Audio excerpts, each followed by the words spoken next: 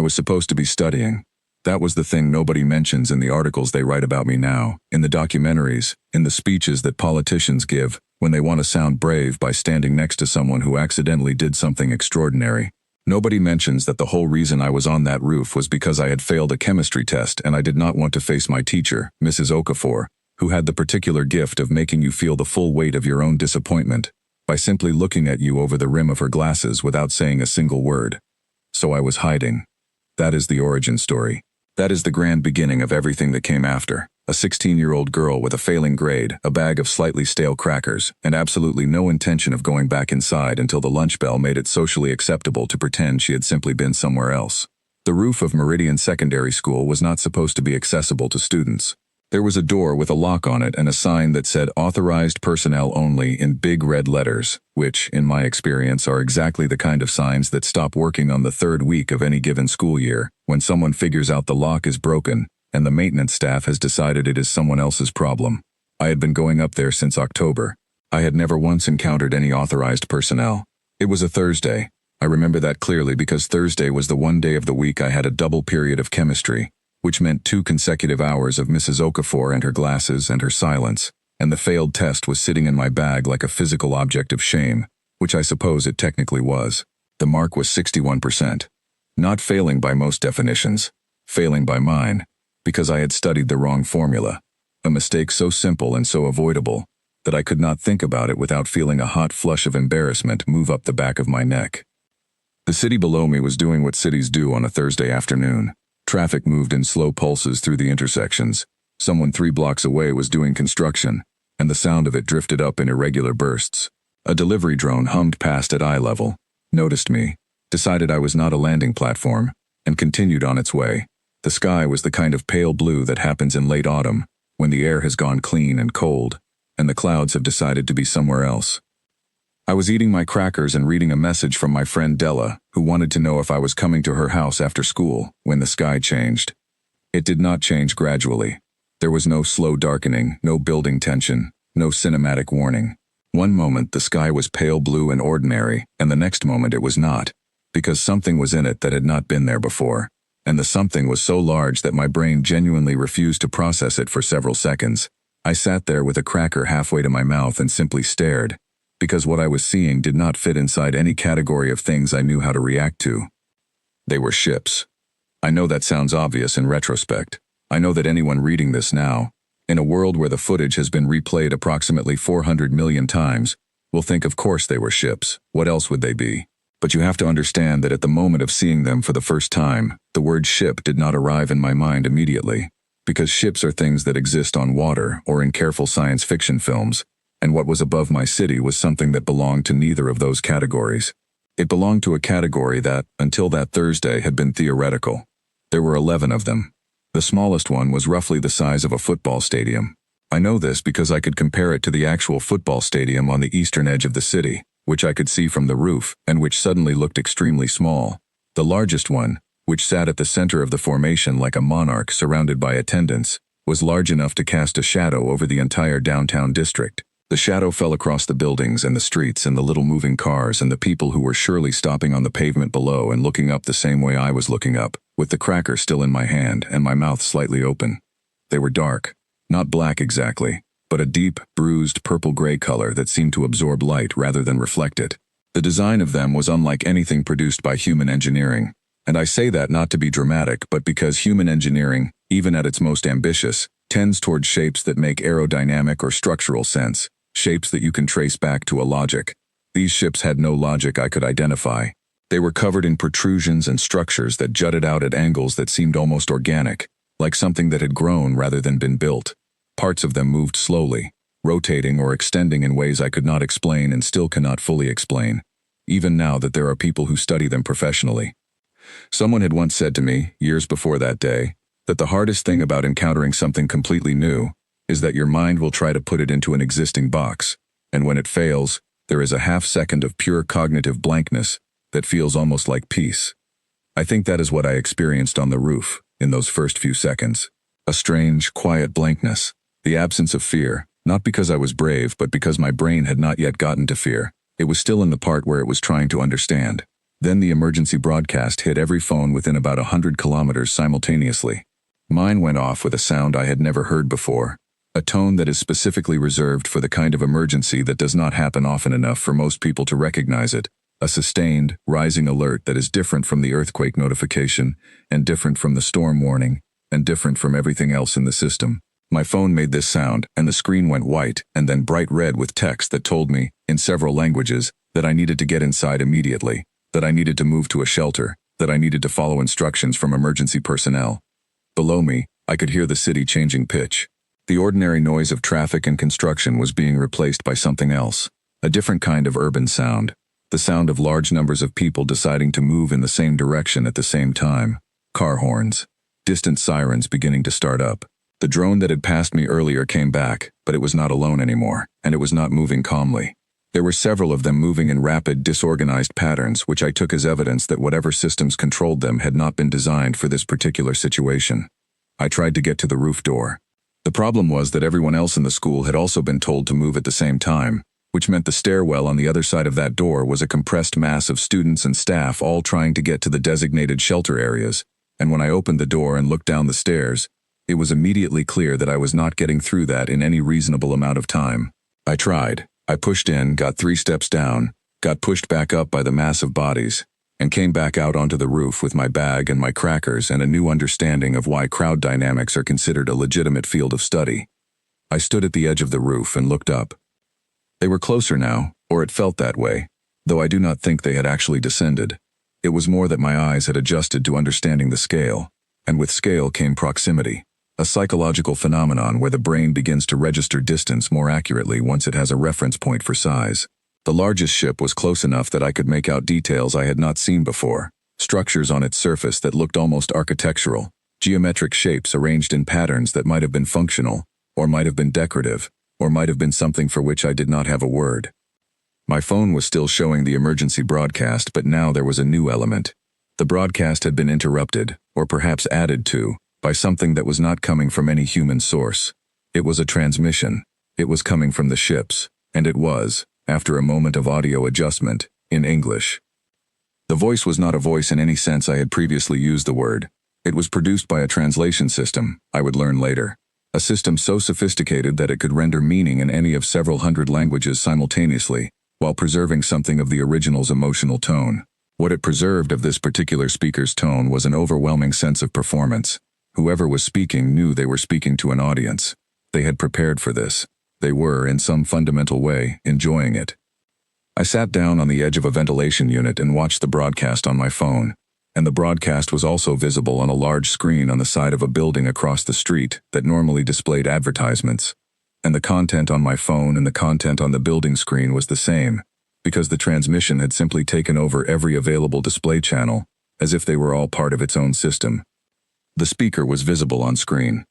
I am going to do my best to describe Vethka, and I want to note in advance that my best will be inadequate, because the experience of seeing him for the first time is genuinely resistant to language. He was tall, though the camera angle made precise measurement difficult. He had 8 limbs, 4 of which appeared to function primarily as legs, and 4 of which appeared to function as arms, though this distinction broke down on close observation, because all 8 seemed to be capable of all functions. His skin, or whatever the correct term is for the outer layer of a Dominion body, was a deep charcoal color with iridescent patches that caught light in shifting patterns. Around his upper torso and head was a structure of extended frills, thin and curved like the petals of some enormous dark flower, and these frills were currently displaying colors at their edges, deep reds and bright golds, which I would later learn indicated a state of triumphant confidence. He was wearing armor. It was not armor in the way human armor is armor, something you put on and take off. It had clearly been grown into him over time, integrated with his biology in ways that made the boundary between the creature and the covering unclear. It was old. It had the quality of age that very old things have, a density of history visible in its surface, marks and repairs and modifications accumulated over what I would eventually learn was 300 years. He was standing on a platform inside his ship, and behind him were other Dominion soldiers standing in ordered rows, and the whole arrangement had been staged for effect, for the image of overwhelming, ancient, confident power. He spoke for several minutes. I am not going to reproduce the whole speech because I have read transcripts of it many times since, and it is, on reflection, not as impressive as it felt in the moment. In the moment it was terrifying, in the way that anything large and unknown and speaking with complete certainty is terrifying. He identified himself. He described the Dominion, which is a coalition of conquered species, and that is the accurate word. Conquered, not allied, not united, but absorbed by force over the course of many centuries. He described Earth's situation, which he characterized as straightforward and already decided. He said that humanity had a choice, which was not really a choice, between what he called dignified transition and what he called something that my translator rendered simply as the alternative. He said there would be a demonstration. He said this very calmly, the way you might say there will be a short video before the presentation begins. He said a single kinetic lance discharge would be fired at a designated coordinate within the city, a coordinate selected specifically to contain no structures or life signs of value, and that this discharge would demonstrate the nature of Dominion firepower, and that humanity would be invited to consider the implications. He did not seem to think the implications required much consideration. The coordinate, I would find out later, had been selected by Dominion targeting systems that were calibrated to detect life signs using biosignature parameters developed from encounters with 40-plus species across dozens of star systems. Those parameters looked for certain categories of biological complexity and mass and heat signature. The roof of a secondary school, featuring one human girl sitting on a ventilation unit and eating crackers, apparently did not register. I did not know any of this at the time. What I knew at the time was that the broadcast had ended and that something was happening above the largest ship, a gathering and focusing of energy that was visible to the naked eye, a brightness that built in a specific point on the ship's underside, and grew and became something that did not look like it belonged in the same visual category as normal light. It had weight to it. That is the only way I can describe it. The light had the quality of something very heavy moving very fast, and it was moving toward me. I want to be careful here, because I have told this story many times and I have noticed that it tends to become more dramatic in each retelling, and I have made a personal commitment to the honest version, which is less impressive and more true. The honest version is this. I saw something coming and I reacted the way any person reacts to something coming directly at their face, which is to say I reacted badly and without any particular grace. My body did what bodies do when the brain does not have time to send thoughtful instructions, which is that it moved on the basis of some much older and less sophisticated system. My arms came up. My weight shifted forward rather than back, which is unusual in flinch responses, and is something that several researchers have since asked me about, and my honest answer is that I have always flinched weird. I have always lurched toward things rather than away from them, and my gym teacher called it a coordination problem, and my mother called it stubbornness, and perhaps they were both describing the same thing. My arms came up and the bolt came down and then the bolt stopped. I felt it. I want to be clear about that because some accounts have suggested I did not feel anything, that the whole event was painless and effortless, and that is not accurate. I felt it the way you feel something when every nerve in your hands and arms and shoulders fires at once. It was not pain exactly. It was more that pain is not a large enough word for the amount of information my nervous system was trying to process in that instant. My hands felt like they were at the center of something, and the something was very loud, and very bright, and very hot. And then it was over. I was standing on the roof. My shoes had melted slightly at the soles, which I noticed only because I could feel the difference in the surface when I shifted my weight. The ventilation unit behind me had cracked down its center. The crackers were gone, incinerated, which I thought was unfortunate because I had been hungry. In my hands was a rod of metal, cooling rapidly, about the length of my forearm, and perfectly smooth, the compressed and cooled residue of what had been an orbital kinetic lance discharge, a weapon designed to end military engagements. It was warm, getting less warm by the second. I stood there holding it. Above me, 11 alien warships sat in the sky, and on every one of them, every sensor and camera and monitoring system that the Dominion fleet operated had captured what had just happened, was capturing it, was rendering it in data, was sending it back up the chain of command to people and creatures who were, I would later learn, not reacting calmly. I did not know any of that yet. I looked at the rod in my hands. I looked up at the ships. I looked at the rod again. My brain was beginning to come back online after whatever it does when things happen too fast for thinking, and the first thought that arrived, the very first coherent thought I had in the aftermath of catching an alien weapon with my bare hands, was that Mrs. Okafor was going to find out I had been on the roof.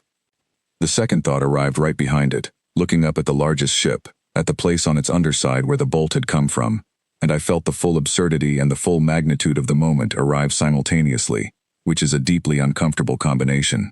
I did what felt appropriate. I looked up at the ship and I yelled, "What the hell?" My voice echoed off the buildings across the street. Somewhere below, in the evacuated silent city, a car alarm started up in response to the sound and then stopped again. The ships did not answer. But somewhere up there, in a flagship bridge surrounded by 8-limbed soldiers and centuries of conquest history, something that had spent 300 years never experiencing surprise was, for the first time in a very long time, genuinely uncertain about what it was looking at. I did not know that yet either. I just stood on the roof, holding the rod, with melted shoes and no crackers and a chemistry test in my bag that I had failed because I had memorized the wrong formula. It was still Thursday. The rod was getting cooler by the minute, but I was not. I stood on that roof for what felt like a long time but was probably about 90 seconds, which is how long it took for the first military helicopter to appear above the building and begin circling. It was loud and close, and the wind from its rotors hit me like a flat wall, and I had to grab the edge of the ventilation unit to keep from staggering. A voice came out of a speaker mounted on the helicopter's side, one of those voices that has been trained to project absolute authority while still technically asking you to do something, rather than ordering you. "Civilian on the rooftop, stay exactly where you are. Do not move. Help is coming." I was not going anywhere. My legs had apparently received a memo that my brain had not sent yet, a memo that said the situation was serious enough to warrant a precautionary reduction in reliability, and my knees had developed a faint but persistent tremor that I was choosing to attribute to the wind chill. I held the rod and waited. They came up through the roof door 4 minutes later, which means someone had cleared the stairwell, which meant that at some point in the last several minutes the school had fully evacuated, and I had not noticed because I had been standing on a roof holding alien debris and shouting at spaceships. There were 3 of them, 2 in military uniforms and 1 in civilian clothes, with an emergency services vest over his jacket, and an expression on his face that I recognized as the specific look of someone who has responded to many unusual situations and is now in one that has exceeded his reference points. The one in front, a woman with close-cut gray hair and the posture of someone who had spent decades making rapid assessments, stopped when she saw me. She looked at me. She looked at the rod in my hands. She looked at my shoes. She looked back at the rod. "Are you hurt?" she asked. "No," I said. "Are you sure?" I considered this genuinely, because it seemed like an important question to answer correctly. I ran a quick internal inventory. My hands felt strange, a kind of deep, bone-level sensitivity that was not quite pain, like the feeling after you have held something very cold for too long except in reverse. My shoulders ached. My throat was raw, presumably from the yelling. My shoes were damaged. "I think I'm okay," I said. She nodded slowly, the way people nod when they are filing information away for later, rather than responding to it now. Then she walked toward me with a deliberate, careful steadiness. The kind of walk that is designed to communicate calm regardless of whether the person doing it feels calm, and she stopped about 2 meters away and looked at the rod in my hands. "Can you put that down?" she asked. "Yes," I said, and I bent down and placed it carefully on the roof surface, and it made a dull metallic sound when it settled, and all 3 of them took a small, involuntary step backward when it did, which told me something about what they thought it was capable of. It was not capable of anything. It was a cooling piece of metal. But I understood the instinct. They wrapped a thermal blanket around my shoulders, which I did not need but accepted because it seemed to make the emergency services man feel better, and they guided me toward the door and down the stairs. And the stairs were empty now, completely empty. The school silent in the particular way that schools are silent when everyone who should be in them has left in a hurry. Bags on the floor in the hallway, a chair tipped over near the main office, someone's lunch still sitting on a cafeteria table, untouched. The ordinary evidence of interrupted ordinary life. Outside, the city was a different kind of quiet. Meridian was not a small city. On a normal Thursday afternoon, it was a city of 2 million people doing 2 million different things, and the noise of that was so constant and familiar that you stopped hearing it the way you stop hearing a clock ticking in your own home. Now that noise was gone, replaced by the sound of emergency vehicles and military equipment, and the distant, organized movement of very large numbers of people being guided away from the center in coordinated waves. The evacuation had apparently been going efficiently, which surprised me and then did not surprise me, because I remembered reading somewhere that cities run evacuation drills, that there are plans, that someone has thought about this. I had assumed those plans were for earthquakes or industrial accidents. Apparently they worked for this too. The ships were still there. I kept looking up at them, even though looking up at them made my chest feel tight. They had not moved. They sat in the same positions they had been in when I first saw them, arranged in their formation above the city, completely still. The largest one was directly overhead, and its shadow covered the school and the surrounding streets, and extended in a long, dark shape toward the eastern district. The shadow had a quality to it that ordinary shadows do not have. It was not simply the absence of light. It felt like the presence of something. They put me in a vehicle, not an ambulance, though there was an ambulance parked nearby, a dark, unmarked transport with military plates and blacked-out windows, and seats that were designed for function rather than comfort. There were 2 other people already inside, both in military uniforms, both with the focused, careful expressions of people who were receiving a great deal of information through their earpieces and processing it quickly. Nobody spoke to me for the first several minutes of the drive. I sat with the thermal blanket around my shoulders and watched the city move past the windows, the empty streets, the abandoned vehicles, the occasional cluster of emergency personnel at an intersection directing whatever traffic remained. We were moving away from downtown. The ships shrank in the rear window, which was a perspective I found oddly reassuring, the simple visual fact of distance. My phone had been taken from me at some point, gently but without asking, by the woman with the gray hair who had come up to the roof. I had not protested. I had not even really registered it until I reached for it automatically and found it gone. I noticed the absence of it in my hand the way you notice the absence of something you carry constantly, a small but persistent wrongness in your physical sense of the world. I thought about my mother. She would have seen the broadcast. Everyone had seen the broadcast. She would know, by now, what had happened, because the helicopter had been there, and the helicopter had cameras, and those cameras had been pointed at me, and if the cameras had not broadcast the image of me on the roof in real time, then they had certainly captured it for distribution very shortly afterward. My mother was a quiet woman with a precise mind and a long memory, and she was going to have thoughts about the fact that I had been on the roof, and those thoughts were going to come after the relief and before the lecture, and the lecture was going to be thorough.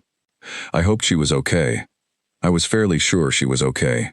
She worked in an office building in the Western District, which was away from downtown, which was away from where the targeting system had apparently decided to fire. She would have evacuated with her building. She would be in a shelter somewhere, watching whatever updates were available, and she would be worried, and I could not do anything about that until someone gave me back my phone. The vehicle stopped at a building I did not recognize, a large, low-profile structure on the edge of the city's administrative district, with the practical, deliberately unimpressive architecture of a place that is designed to be overlooked. There were barriers up around it, and a significant number of armed personnel at the entrance, and the kind of organized, purposeful activity around it that indicated it had been prepared for exactly this kind of situation, or at least a situation sufficiently similar that the preparation was useful. Inside, it was cold and bright and loud in the specific way of a space where many people are communicating urgently in controlled voices. There were screens everywhere, displaying information I could not read quickly enough as I was walked past them. Maps, data feeds, the views from cameras in various parts of the city. One screen, larger than the others, showed what appeared to be the exterior of the ships from a camera mounted somewhere high. A satellite feed, perhaps, the 11 shapes of the fleet hanging above the city from a perspective that made them look almost peaceful, like stones suspended in water. I was brought to a room that was smaller and quieter, and had a table and chairs and a medical station in the corner. A doctor examined my hands and my arms and my eyes, and asked me questions about what I felt and when I felt it, and on a scale of 1 to 10 how would I describe various sensations, and I answered as accurately as I could, and she wrote things down with the focused attention of someone collecting data that she suspected was going to be important for reasons not yet fully clear to her. My hands looked normal. That was the thing that kept drawing everyone's attention. 3 different people, independently, looked at my hands and then looked at me with an expression that I can only describe as a recalibration, a visible moment of adjusting expectations. My hands should not have looked normal. What had gone through them, or rather what they had stopped, should not have left hands that looked the way mine did, which was ordinary, slightly red, a little sensitive, the hands of someone who had grabbed something hot briefly. The doctor said, very carefully, that my results were remarkable. I said, very carefully, that I was going to need my phone back. She said she would see what she could do. It was another 20 minutes before the woman with the gray hair came into the room and sat down across from me at the table and introduced herself properly as Colonel Yusra Osei, which was a name I recognized in the vague way you recognize names of people who have been in the news for reasons adjacent to your awareness. She had been involved in some kind of international defense coordination program. I had seen her name on a screen somewhere, or perhaps in a headline I had scrolled past. She had the quality of someone who had been important for long enough that it no longer required any performance on her part. She put my phone on the table between us. "You can have that back," she said, "but But I want to ask you some things first, and I need you to understand that what I'm about to tell you is classified, which means I am choosing to tell you specifically, and I am making that choice because of what you did on the roof, and I need you to understand the weight of that. Okay, I said. She looked at me for a moment. How are you feeling?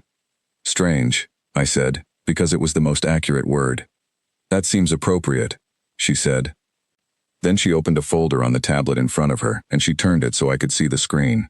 And on the screen was data, a lot of data, readings and numbers and graphs that I could not fully interpret but which I could tell, from their general shape and direction, were recording something that had exceeded the expected range.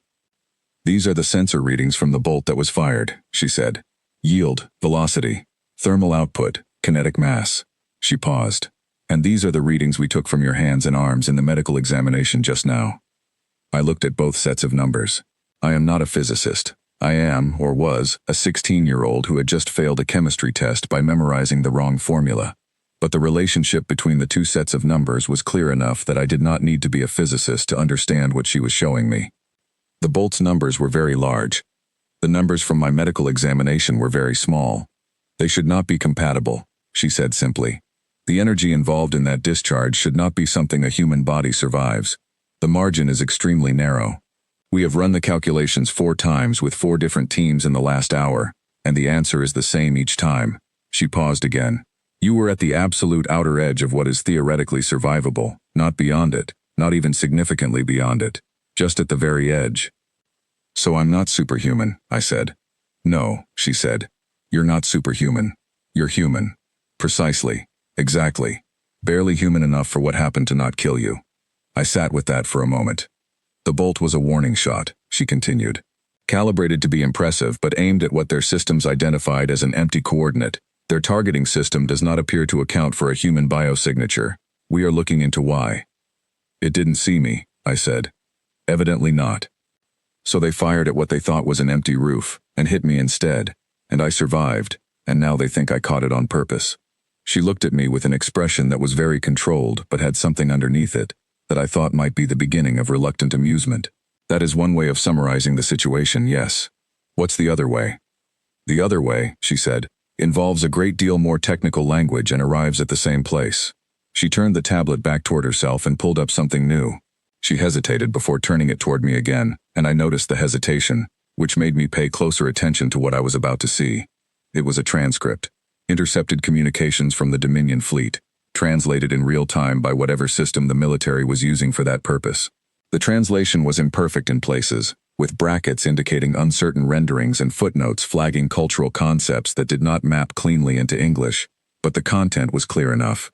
The content was panic. Not the organized, disciplined response of a military encountering an unexpected variable. Genuine, cascading panic of the kind that moves through a chain of command when something has happened that nobody has a protocol for.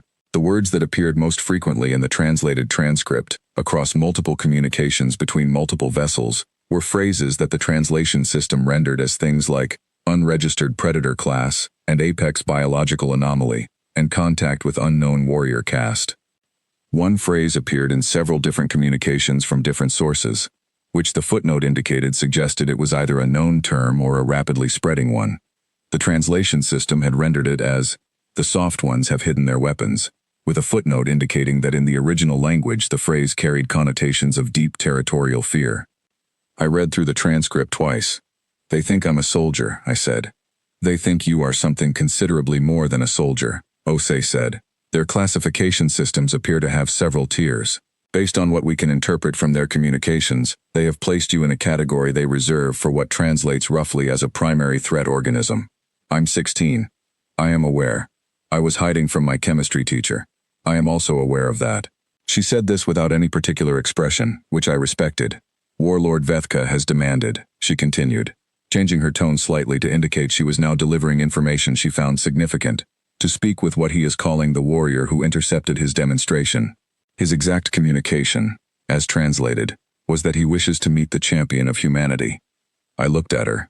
She looked at me. "He does not know you're a student," she said. "What happens when he finds out?" She was quiet for a moment. Outside the room, through the walls, I could hear the controlled noise of the operations center, the voices and the equipment, and the constant movement of information through people and machines. Above the building, above the city, 11 ships sat in the sky and waited. "We told him," she said. I blinked. "You already told him?" It was decided quickly. There was a strategic discussion lasting approximately 3 minutes, which I will be honest was not enough time, but was all the time we had, and the decision was made that attempting to misrepresent your identity would likely cause more problems than the truth. "What did he say?" She picked up the tablet, found the relevant section of the transcript, and turned it toward me. I read the translated response from the Dominion flagship, which had come in approximately 12 minutes after the military had transmitted my identity and age to the fleet. There was a pause in the record of about 45 seconds, which the note beside it indicated was the period between receiving the information and responding to it. Then there was a short transmission, and the translation system had rendered it as follows. It said, "We are coming down." And then, 2 seconds later, a second transmission that the system had translated as, "All fleet weapons to active status." I put the tablet down on the table. "He's angry," I said. "That is the most straightforward interpretation," OCA agreed. "He's angry because he fired his best weapon at what turned out to be a school student eating crackers on a roof, and the school student didn't die, and now his entire fleet knows about it. Yes. And now he wants to come down here personally. That appears to be his intention." I thought about this. My brain, which had spent the better part of the last 2 hours operating in a kind of emergency mode where it processed only the immediate and the urgent, was beginning to settle into something more like its normal register. And in that normal register it was doing what it usually did, which was to examine a problem from its edges and look for the shape of it. The shape of this problem was large and unfamiliar, and I did not have nearly enough information to understand it properly.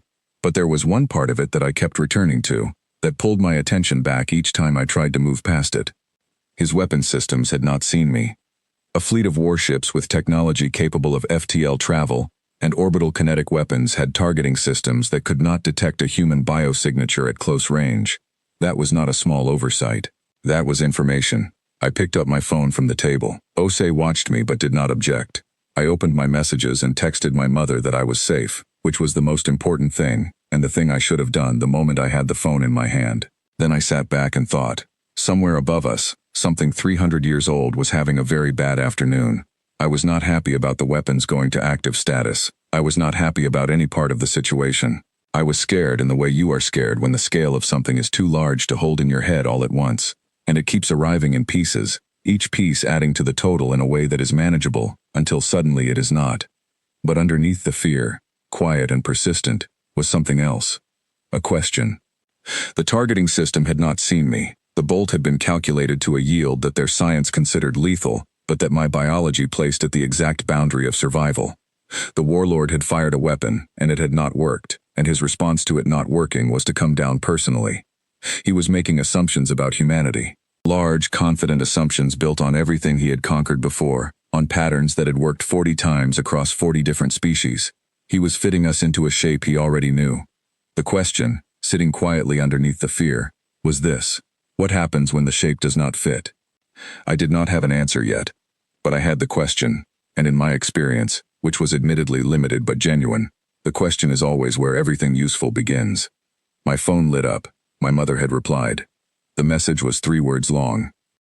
"Come home immediately." I looked at it for a moment, then I put the phone face down on the table, because she was going to have to wait, and I looked at Colonel Yusra Osei, who was watching me with the careful attention of someone who had not yet decided what she was looking at. "Tell me everything you know about how their targeting system works," I said. She looked at me for a long moment. Then she opened a new file on her tablet. The communications room was smaller than I expected. I had seen rooms like it in films, the kind of films where important decisions get made in front of enormous screens while serious people in uniforms walk quickly between workstations and speak in clipped, efficient sentences. Those rooms, in films, always have a particular grandeur to them, a sense of architecture designed to match the weight of the moments that happen inside it. This room had fluorescent lighting and a folding table and 3 monitors that were good but not remarkable, and someone had left a half-eaten sandwich on the corner of the equipment shelf, which I found oddly comforting. It looked like a place where real work happened rather than a place where speeches were made. There were 8 people in the room when I was brought in. Most of them were at workstations, wearing headsets, doing things with their hands that suggested they were coordinating or monitoring or both simultaneously. 2 of them looked up when I entered. One of them was a young man who appeared to be roughly my age, which made me think he was probably an intern of some kind, and he looked at me with an expression I was beginning to recognize, the specific look of someone seeing me for the first time after having heard what I had done, a complicated mixture of curiosity and uncertainty, and something that might have been the early stages of awe, which I found deeply uncomfortable because I did not feel like someone who deserved awe. I felt like someone who had flinched in the wrong direction at the right moment. Osei positioned me in front of the central monitor, which was larger than the others and was currently displaying a standby screen with a Dominion symbol on it that the translation team had identified as something approximating a seal of authority. She explained, briefly and clearly, what was about to happen. Vethka had requested direct communication. The request, in the context of Dominion protocol as the translation team understood it, was not technically a request. It was a notification that communication was about to occur. The distinction mattered because it told us something about how he thought the interaction would go, as something he was permitting rather than something we were agreeing to. Our side had made a decision that I had not been part of. The decision was to put me in front of the camera. When Osei told me this, I had questions. I expressed those questions calmly and directly, which is a way of saying I asked her why that was considered a good idea, with the emphasis that situation warranted. She explained the reasoning, which had come from several levels above her in a chain of decision-making that had moved very fast in the last 2 hours. The reasoning was this. Vethka already knew who I was. The military had told him. Attempting to present him with a different representative now would be read, by a being who had conquered 40 star systems, as an admission of something to hide. More importantly, I was the incident. Whatever I was to the Dominion, whatever category their systems had placed me in, that placement had attached itself to me specifically. Sending someone else would be a mismatch. It might destabilize the interaction in ways that were harder to predict than the ways my presence might destabilize it. I told her I was not a diplomat. She said she was aware of that. I told her I was a student who had failed a chemistry test that morning. She said she was aware of that too, and then she said something that I have thought about many times since. She said that the Dominion had apparently encountered diplomats before, across 40 different species, and that the outcomes of those encounters were now part of the Dominion. What they had not encountered, at least not in any recorded instance, was whatever I was, and in a situation where every familiar approach carried predictable risks, an unfamiliar one had its own kind of value. I did not entirely understand that argument, but I did not have a better one, and the screen in front of me was changing, the standby symbol dissolving into a live feed, and there was no longer time for better arguments. Vethka looked different on a direct feed than he had on the broadcast. On the broadcast he had been performing. The lighting had been arranged, the background had been staged, the frills had been displayed at their most impressive extension. He had been presenting himself the way powerful things present themselves when they want to be understood as powerful, with all the effort that kind of presentation requires. Now he was simply present, which was considerably more frightening. He filled the screen, not because the camera was close but because he was large, and because the way he held himself took up space in a way that went beyond the physical. His frills were still extended, but their colors had shifted, the triumphant golds and reds replaced by something deeper, a dark amber that the translation team's cultural notes, which were being relayed through my earpiece in real time, indicated corresponded to a state of focused intensity. Not anger, not aggression, attention, the kind of attention a very old and very capable thing pays to something that has surprised it.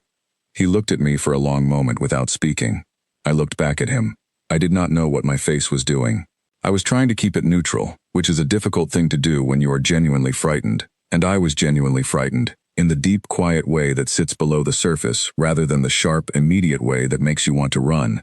The deep kind is worse in some ways because it does not give you the energy of urgency. It just sits there and watches everything alongside you. When he spoke, the translation came through my earpiece with a half-second delay, a flat, clear voice rendering his words into English with the slightly formal quality that machine translation always carries. He said, "You are small." I said, "Yes." He said, "You are young." I said, 16. He was quiet for a moment. The amber in his frills shifted slightly, deepened. "In the years of your kind."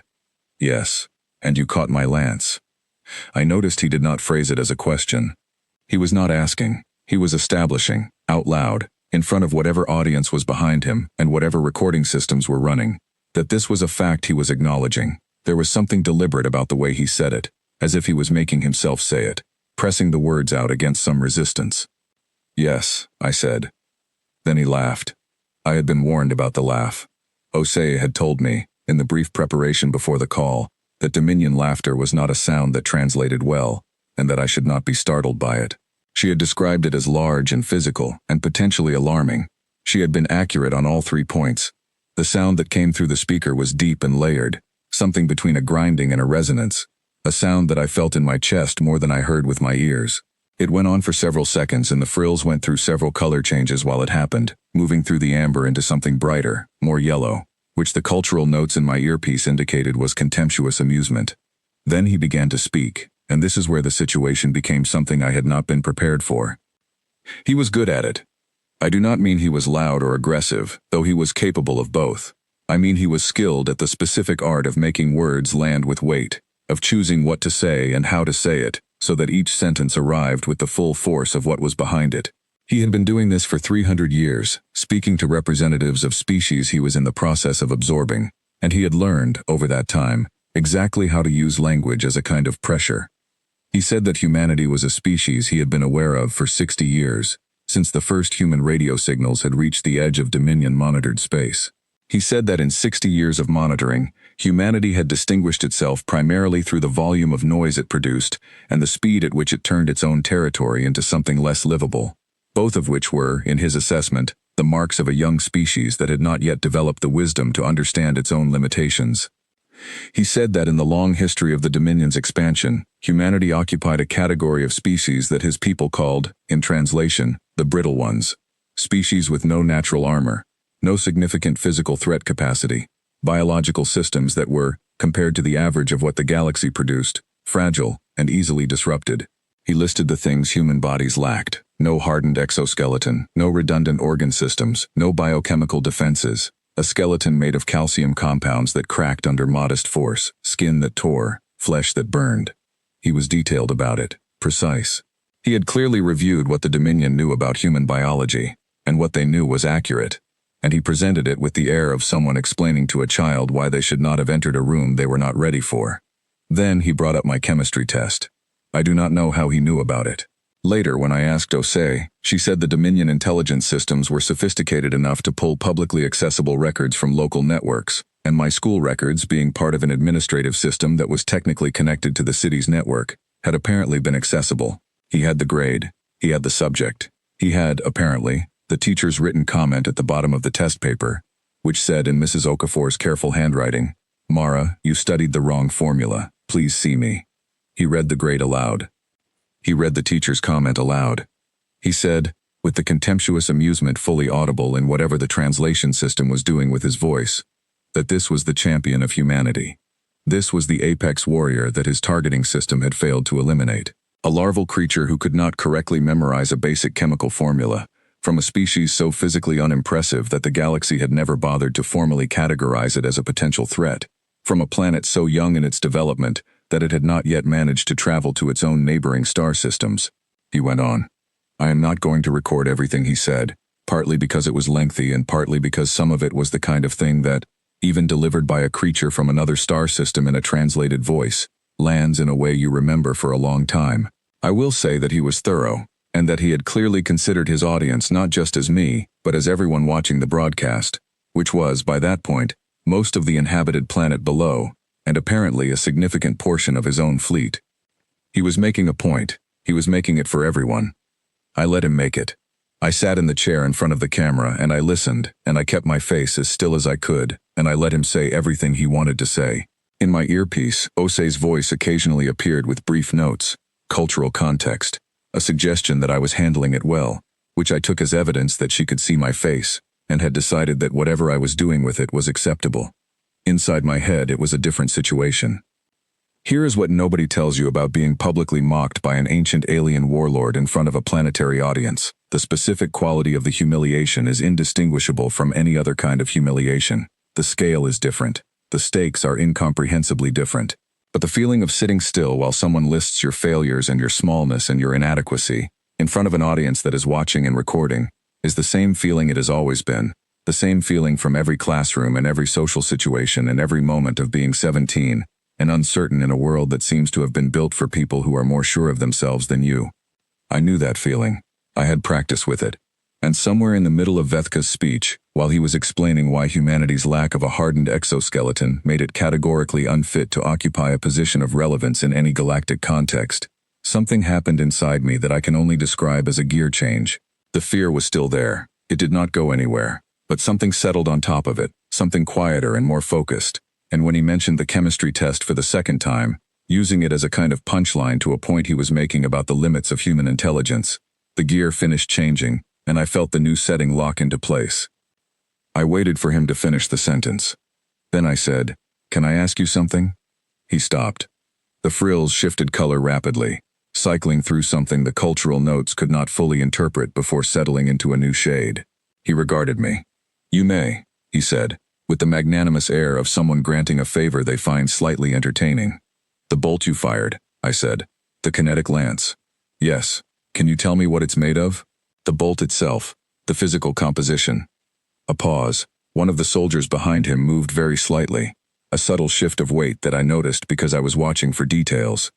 "You wish to discuss the material properties of my weaponry," he said.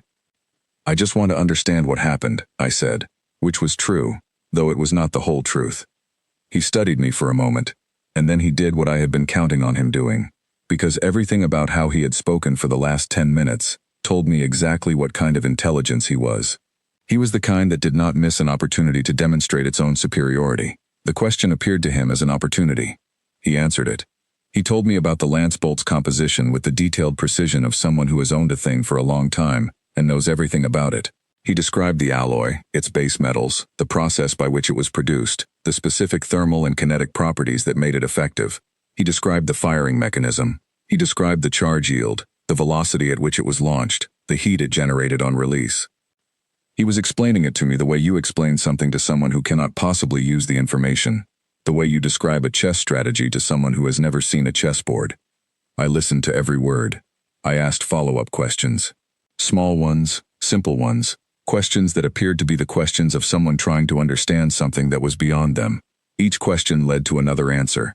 Each answer gave me more of the shape of the thing I was beginning to understand, a shape that had started forming in the back of my mind on the roof, when I had stood holding the cooling rod and looked at the melted soles of my shoes.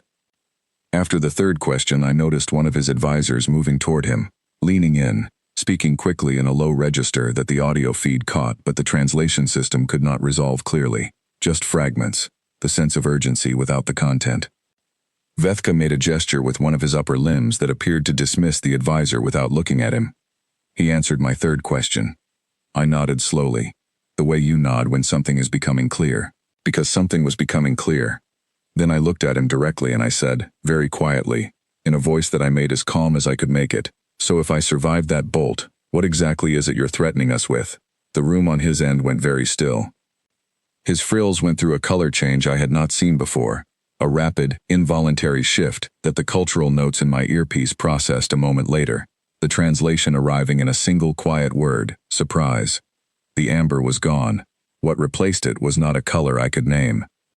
Behind him, the advisor who had leaned in earlier was now speaking to someone else, and that person was moving with purpose toward a workstation, and the posture of the soldiers in the background had shifted, a collective, subtle change in the way they were standing. Vethka looked at me. I looked back at him. The laugh did not come this time. After a long silence, his frills settled into a single, flat, dark color. The translation notes said, with an uncertainty marker, resolution, or possibly, decision made. "I will come down," he said, personally. "Okay," I said, "and we will resolve this matter in the appropriate manner." "Okay," I said again.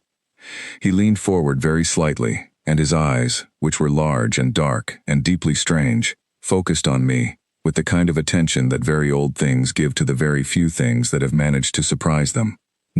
"You are not frightened," he said. It was not a question. It was an observation, and I could hear in it the first note of something that was not contempt, something more complicated than contempt. I did not tell him that I was, in fact, frightened, that my hands under the table were pressed flat against my thighs to keep them from shaking, that the deep quiet fear had not gone anywhere and was in fact slightly larger than it had been when the call began. I did not tell him that. Instead I said, "You fired your best weapon at me this afternoon." He waited. "It didn't work," I said. The screen went dark.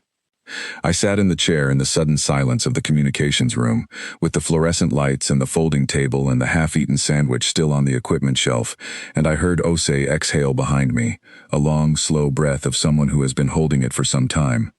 "Did I make it worse?" I asked. She did not answer immediately, which was an answer of its own kind. Through the walls, faint but real, I could hear the operations center responding to whatever had just changed in the status of 11 ships above the city. Voices moving faster, equipment activating, the sound of a situation accelerating into its next phase. I picked up the notes I had been keeping in the margins of a briefing sheet during the call, the material properties he had described, the alloy composition, the charge frequency, the thermal behavior. My handwriting was slightly uneven, which was the only external evidence of what my hands had been doing under the table. I looked at the notes. The gear was still in its new setting, and the question that had been sitting quietly underneath everything since the roof was no longer quiet. It was getting loud. The bunker smelled like a gymnasium that had recently decided to become something more serious. It had that layered quality of a space that was built for one purpose and converted quickly to another.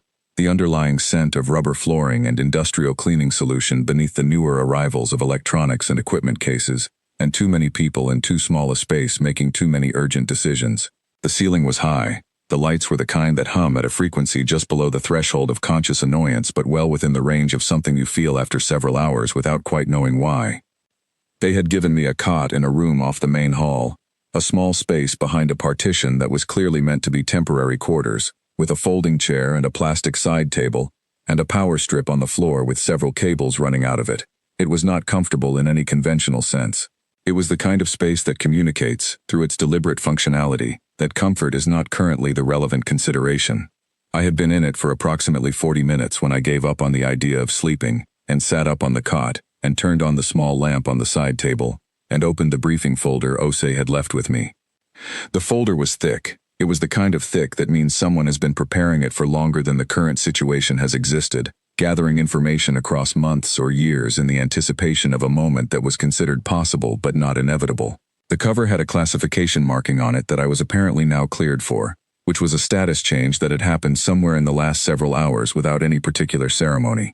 One moment I was a student with a failing chemistry grade, and the next moment I had a security clearance level that allowed me to read documents about the Dominion that the general public did not know existed. I found that transition somewhat faster than I would have expected, but I suppose the whole day had been full of transitions that moved faster than expected. I started reading. The Dominion had been known to Earth's governments for 11 years. Not suspected, not theorized, but known, through the careful and frightening work of a monitoring program that had begun when certain anomalies in deep space observations were identified as something other than natural phenomena. For 11 years, a small and extremely classified group of scientists and military analysts had been tracking the fleet's movement through the outer regions of the galaxy, watching it get closer in increments that were slow enough to allow hope and fast enough to prevent comfort. The documents described 42 species, some of them in detail, with sections on their biology, their social structures, their technological development at the time of Dominion contact. Some of them in less detail, which the notes explained was because the records were incomplete, because information about what a species was like before being absorbed became harder to access after the absorption was complete. There was a word the documents used carefully and consistently: absorbed. Not conquered, not destroyed. Absorbed. The Dominion did not eliminate species. It incorporated them, restructured them, added them to its existing architecture. The species that had been part of the Dominion longest were in some ways no longer recognizable as what they had been before contact, not because they had been harmed, but because the process of incorporation changed things, the way anything changes when it is taken out of its original context and placed inside something larger and older. I read about the 11 species that had attempted resistance. Of the 11, 3 had managed resistance for longer than 6 months. One of those 3, a species called the Vethori in the documents, though the footnote indicated that name was the Dominion's name for them rather than their own, had lasted 4 years. They had been, by the assessments included in the documents, technologically sophisticated and militarily organized and deeply committed to their own survival. They were now part of the Dominion. There was a section on Vethka specifically. It was shorter than I wanted it to be, and longer than was comfortable to read. He was, as I had understood from the broadcast, old, 312 years, by the best estimate the analysts had been able to construct from available data. He had been leading Dominion expansion for roughly 280 of those years. The documents described his conquest record with the careful, neutral language of military analysis. But underneath the neutral language, the record was staggering. 40 star systems. 42 species. A history of engagements in which the pattern was so consistent that the analysts had reduced it to a simple model: first contact, demonstration of force, psychological pressure, resistance or surrender, absorption. The model worked because it had always worked. It worked because Vethka had refined it over centuries into something that accounted for every variable he had encountered. He had encountered a lot of variables. There was a subsection titled Psychological Profile, which I read 3 times. It said that Vethka was not, despite his methods, indifferent to the species he absorbed. He was interested in them, in the way a collector is interested in the things they collect. He studied them before contact. He learned their languages, their histories, their particular points of pride and vulnerability. The mockery was not random. The theatrical presentation was not vanity, or not only vanity. It was strategy. It was specifically designed to find the thing a species believed about itself and press on it in exactly the right way. It had worked 42 times. The profile noted, in the careful language of analysts who were also human beings writing about human beings, that no species encountered by the Dominion had responded to the psychological pressure phase with what the analysts described as continued functional defiance.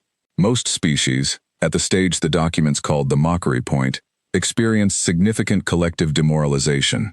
Some collapsed very quickly. Even the Vethori, the ones who had lasted 4 years, had shown measurable demoralization at the mockery point. They had continued fighting from a position of diminished morale. The final paragraph of the section said, "It is notable that current human response to the psychological pressure phase does not match historical precedent." It listed the evidence. The t-shirts. I had heard about those from Ose, but the document had more detail. 47 different designs, across 31 different online stores, in the 6 hours since the broadcast. The proceeds figure, which had already reached a number that made me blink. The social media engagement, which the analyst described with the slightly bewildered tone of people who studied threat assessment for a living, and were now being asked to analyze memes, the humor, the jokes. The way the footage of me on the roof had been set to various pieces of music by people who had clearly spent significant creative energy on the project. The document said, "Human collective response to existential threat appears to include significant comedic processing, which has no observed precedent in Dominion contact history." I put the folder down and lay back on the cot, and looked at the ceiling, and thought about that for a while. The lights in the main hall beyond the partition were lower now, though not off. The sounds of the operations center had settled into a different register, the daytime urgency reduced to a nighttime steadiness. Fewer voices but more focused. The particular sound of people working through hours when they would normally be asleep because the situation has not given them permission to stop. I thought about 42 species. I thought about what it meant that we were the 43rd, and that we were different, and I tried to understand the difference clearly enough to know if it mattered, or if it was just a detail that would eventually be smoothed over by the same machinery that had smoothed over everything else. I did not come to any large conclusions. I was too tired for large conclusions. What I came to instead was a thought about the bolt. It had been in the back of my mind since the communications room, since I had been writing notes in the margins of the briefing sheet while Vethka explained the properties of his own weapon to me, with the confidence of someone who knows the information is harmless because the person receiving it has no use for it. I kept returning to one specific thing he had said.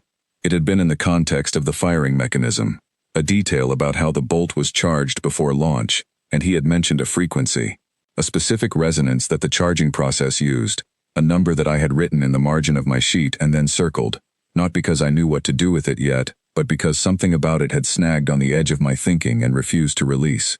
I was not a materials scientist. I was 16, and I had failed a chemistry test that morning. These were facts. But I had also spent 3 years being interested in chemistry in the way that people who are genuinely interested in something are interested, not because they are good at tests about it, but because the underlying ideas are interesting, the way matter behaves, the way energy moves through substances, the way one thing becomes another thing under the right conditions. I was interested in it the way some people are interested in music, not professionally, not systematically, with the kind of attention that notices things without being able to immediately explain why the noticing matters. The frequency Vethka had mentioned, the alloy composition he had described, the thermal behavior of the bolt when I had held it, the specific rate at which it had cooled, which I had experienced directly, and which my hands still remembered in the particular way that direct physical experience is remembered. There was something there. I could feel the shape of it the way you feel the shape of a word you cannot quite remember, the specific frustration of knowing that something is present and just outside reach. I got up, found the pen I had put on the side table, and started writing on the back of the briefing sheet. I was doing this when Osei came in. She did not knock, which I took as evidence that she was tired enough to have briefly forgotten social conventions, but she stopped immediately when she saw I was awake and said, "Sorry," in a voice that confirmed the tiredness. "It's okay," I said. She looked at what I was doing, at the pen and the paper and the numbers I had been writing. She sat down on the folding chair without asking, which I also took as a tiredness indicator, and she rubbed her face with both hands and looked at the ceiling for a moment. "How are you doing?" she asked. "I don't know," I said. "How should I be doing?" "I have absolutely no frame of reference for that question," she said, which I appreciated for its honesty. "I read the file," I said. "All of it?" "Most of it." She nodded. "There are parts I would have removed if I'd had time to review it before you got it. Some of it is heavier reading than I'd have chosen for tonight." "The 42 species." "Yes." I looked at my notes. "The profile says he always finds the thing a species believes about itself, the thing that matters most to them, and he targets it. That's the assessment. What does he think we believe about ourselves?" She was quiet for a moment. Outside, somewhere in the operations center, someone's phone went off and was quickly silenced. "Based on his speech this afternoon," she said, "I think he believes that humanity's primary self-concept is centered on its intelligence, the idea that we are clever, problem-solving, innovative. And that's what he went after. The chemistry test wasn't an accident," she said. "He chose that detail deliberately. It was the most accessible, most concrete example of a human being failing at the thing humans consider their distinguishing quality." I thought about Mrs. Okafor's handwriting. "You studied the wrong formula. Please see me." "It almost worked," I said. "What do you mean?" "When he said it, on the call, it landed." I paused, trying to be precise about this because it seemed important to be precise, not because I believed it, but because it was true, technically. I did fail the test, and hearing it said out loud, by something that old, in front of however many people were watching, it had a weight to it. I looked at her. "I understand why it works, the mockery. I understand why it breaks things. But it didn't break you. It made me angry," I said, "which is different." She looked at me. "Is it?" "Yes," I said. "Broken means you stop. Angry means you start looking for something." She was quiet for a long moment. The hum of the lights, the distant, steady sounds of the operations center. "What are you looking for?" she asked. I showed her the notes. She looked at them for a while. She was not a materials scientist either, but she was a colonel with 30 years of varied experience and a mind that clearly worked in the methodical, cross-disciplinary way that military careers sometimes produce. And she looked at the numbers I had written with the careful attention of someone who is not sure what they are looking at but is taking it seriously. "Talk me through it," she said. I talked her through it. I explained the frequency Vethka had mentioned, what it represented in the context of the charging mechanism, what it meant for the alloy's behavior under that specific type of energy input. I explained what I had noticed about the bolt's cooling rate, the way the metal had behaved in my hands, the specific texture of its surface that suggested something about its crystalline structure. I told her about the thing I could not quite reach, the shape I could feel at the edge of my thinking. "I need to talk to someone who knows materials science," I said, "specifically exotic alloys, specifically thermal and electrical resonance behavior under variable charge frequencies." Osei looked at the time. It was 23 minutes past 3 in the morning. "I know someone," she said.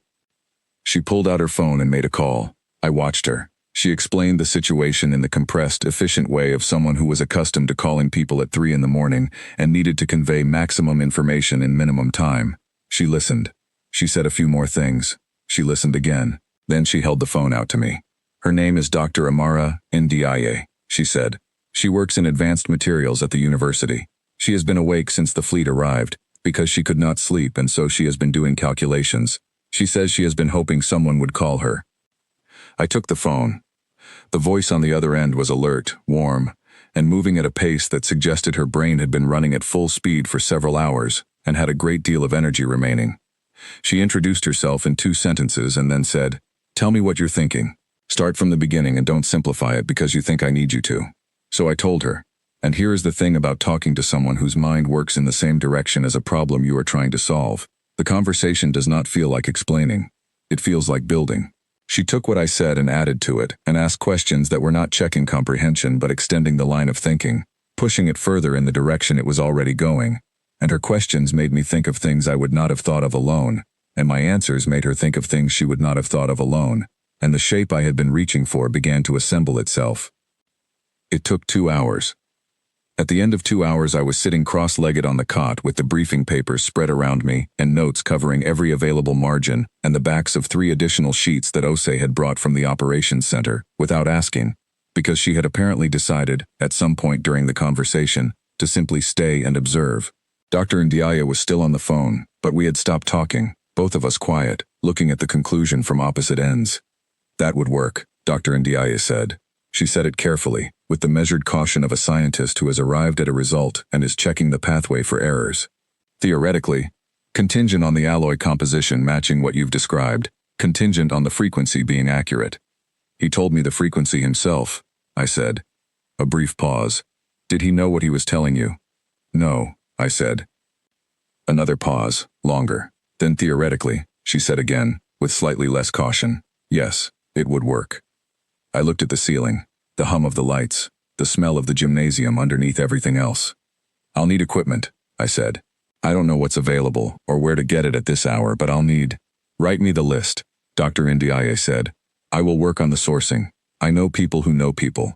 Also, she added, and her voice shifted into something that was both professional and deeply human. The university has a materials lab that has been given emergency access status tonight. I am already in it. I felt something release in my chest that I had not realized was held. Thank you, I said. Thank me if it works, she said. Then, get some sleep. Even an hour. Your brain will do better work if you do. She ended the call. I sat in the quiet of the small room and looked at the notes and then at Ose, who was leaning against the partition with her arms folded, watching me with the expression I had seen on her face before, the one that was still making a decision about what it was looking at. Will you tell me what it is? She asked. What you're planning? Not yet, I said. Not until I know the equipment is available. I don't want to explain something that turns out to be impossible. She accepted that. Get some sleep, she said, which was the same advice Dr. Ndiaye had given, and I took the repetition as meaningful. She turned off the main light and left, and I lay back on the cot in the dim glow of the side table lamp, and I looked at the notes covering the briefing sheets around me. Tomorrow, Vethka was coming down. He was coming down because I had asked about his weapon. He was coming down because something about the call had shifted something for him, some variable that had not fit his model, and his response to variables that did not fit his model was to apply more direct force and see what happened. He had been doing that for 300 years, and it had always resolved the variable. I closed my eyes. The chemistry test was still in my bag, somewhere in the operations center where they had put my things. Mrs. Okafor's handwriting. You studied the wrong formula. I had studied the wrong formula, and I had failed.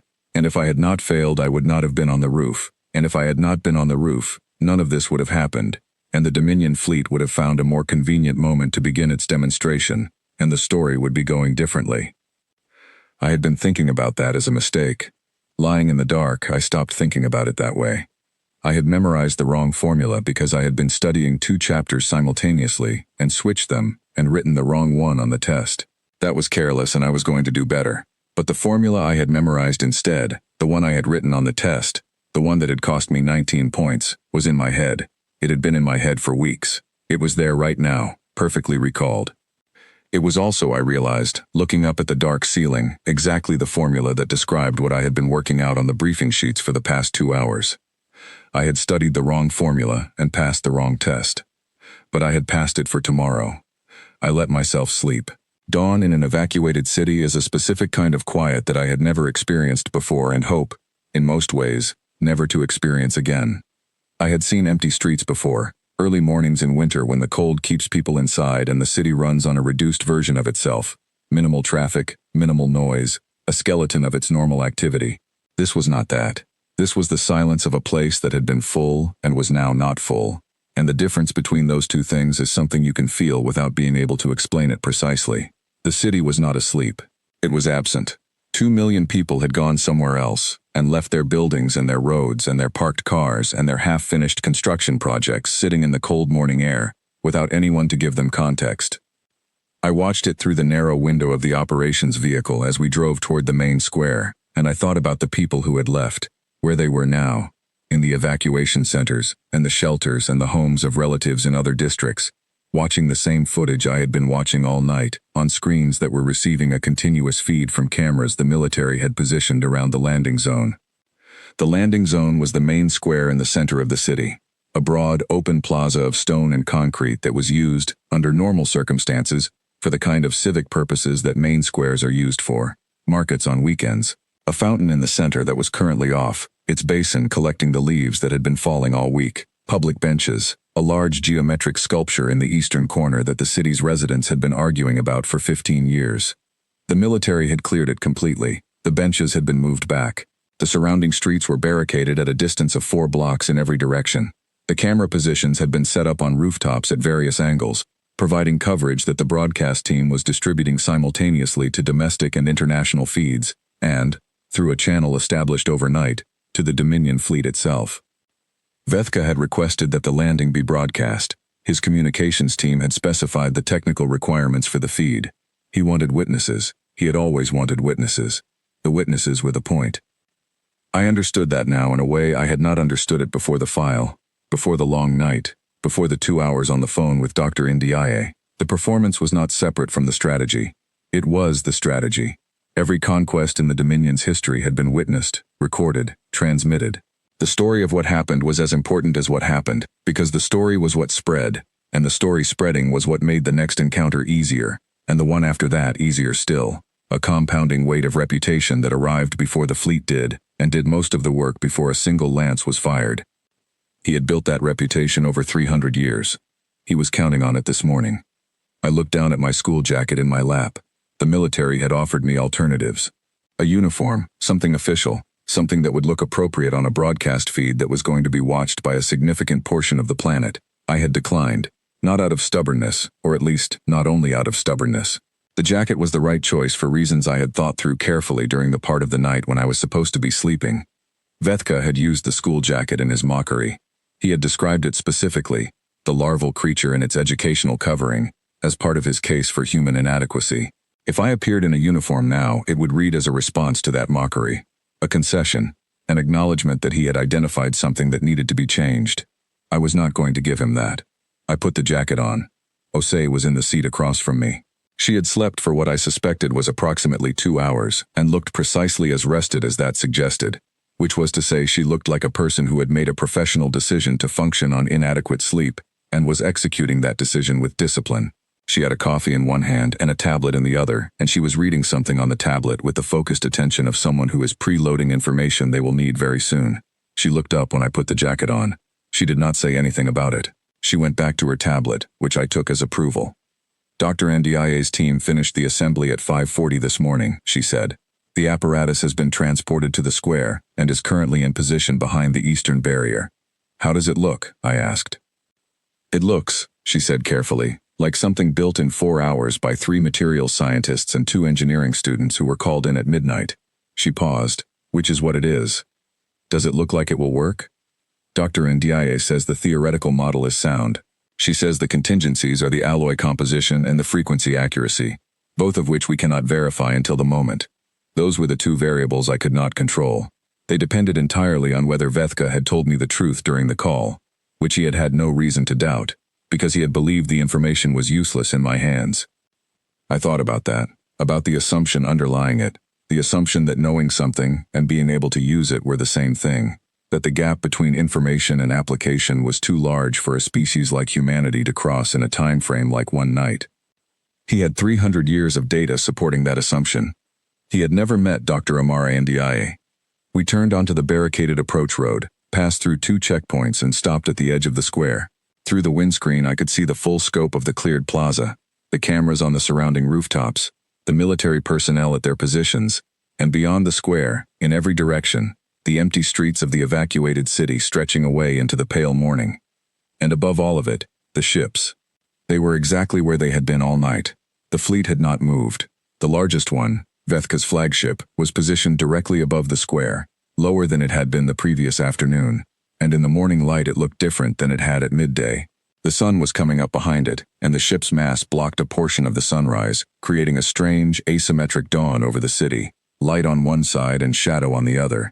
The ship's surface caught the early sunlight on its highest structures, and the light moved across the protrusions and geometric shapes in a way that was almost beautiful, in the way that enormous things are sometimes beautiful regardless of what they mean. I got out of the vehicle. The cold hit me immediately. The sharp autumn cold of early morning that finds every gap in your clothing and reminds you of each one individually. I pulled the jacket closer. My shoes were new ones, a replacement pair that had appeared outside my room in the bunker sometime during the night without explanation, the same size as the melted ones. I had put them on without asking where they came from because the night had been too full of other things to ask questions about shoes.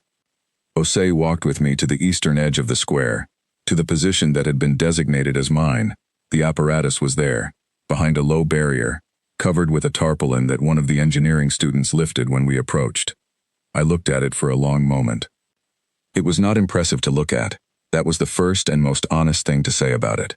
Dr. Ndiaye's team had worked through the night with the materials and equipment available to them at midnight in a university lab, and they had built something functional rather than something presentable. It was a mounted frame of metal conduit, adjusted and calibrated to a specific geometry. Attached to the frame were components that I recognized from their description, and some that I did not recognize precisely but understood in terms of their function. Cables ran between them, heavy gauge, color-coded with tape in a system someone had devised quickly and marked clearly so that anyone reading it cold could follow it. At the center of the apparatus was a mounting point.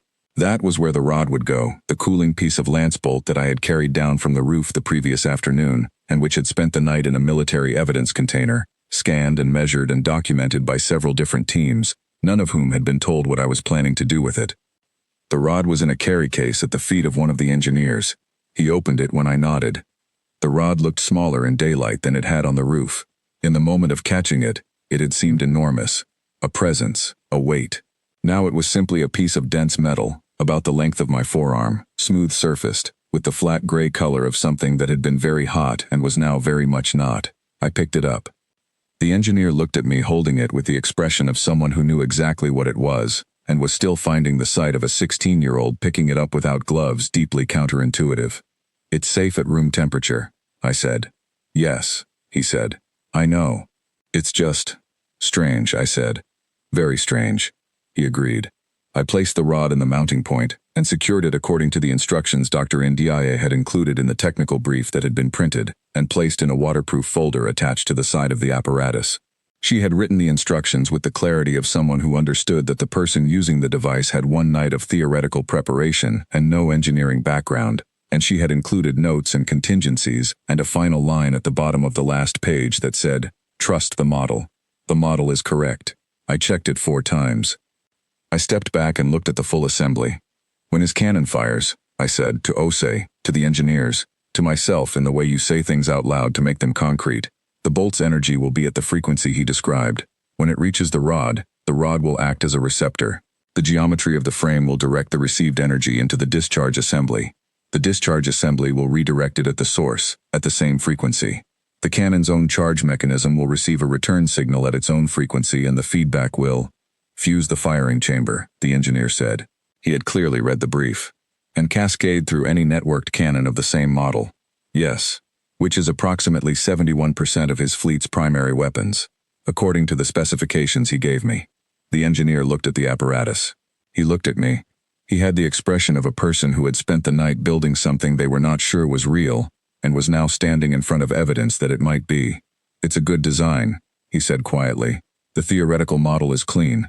I wouldn't have thought of the receptor geometry." "Dr. Ndiaye thought of it," I said. "Right." He paused. "Still."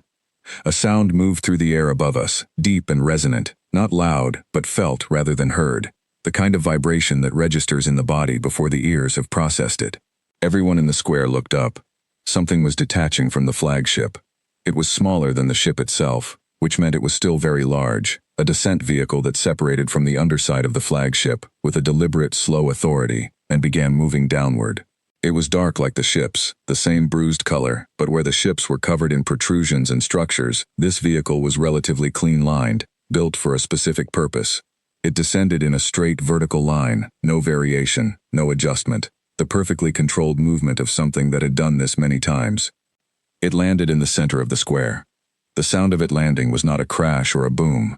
It was a resonant contact, a deep note that moved through the stone of the plaza, and up through the soles of my new shoes and into my feet.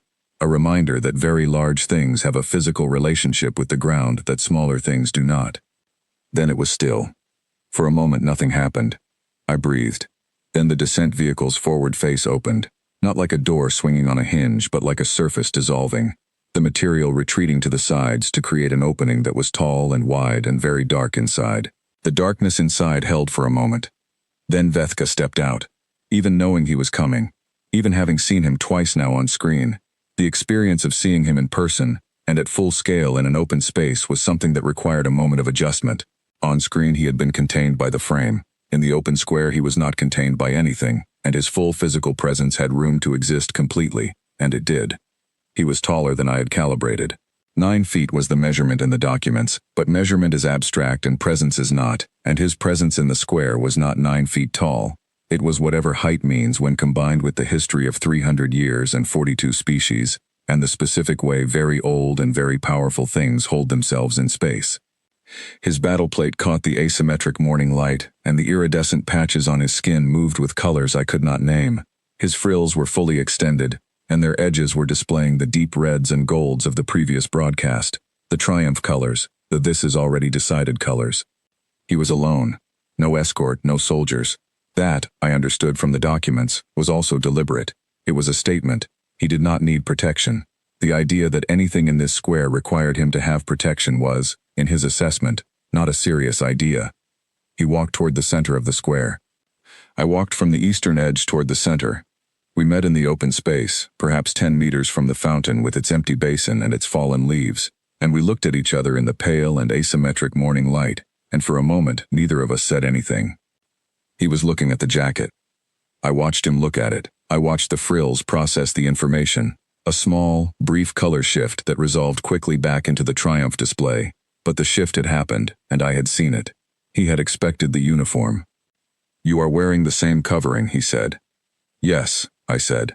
He was quiet for a moment, then he said, with the theatrical confidence fully restored, "I gave you the night to consider your situation.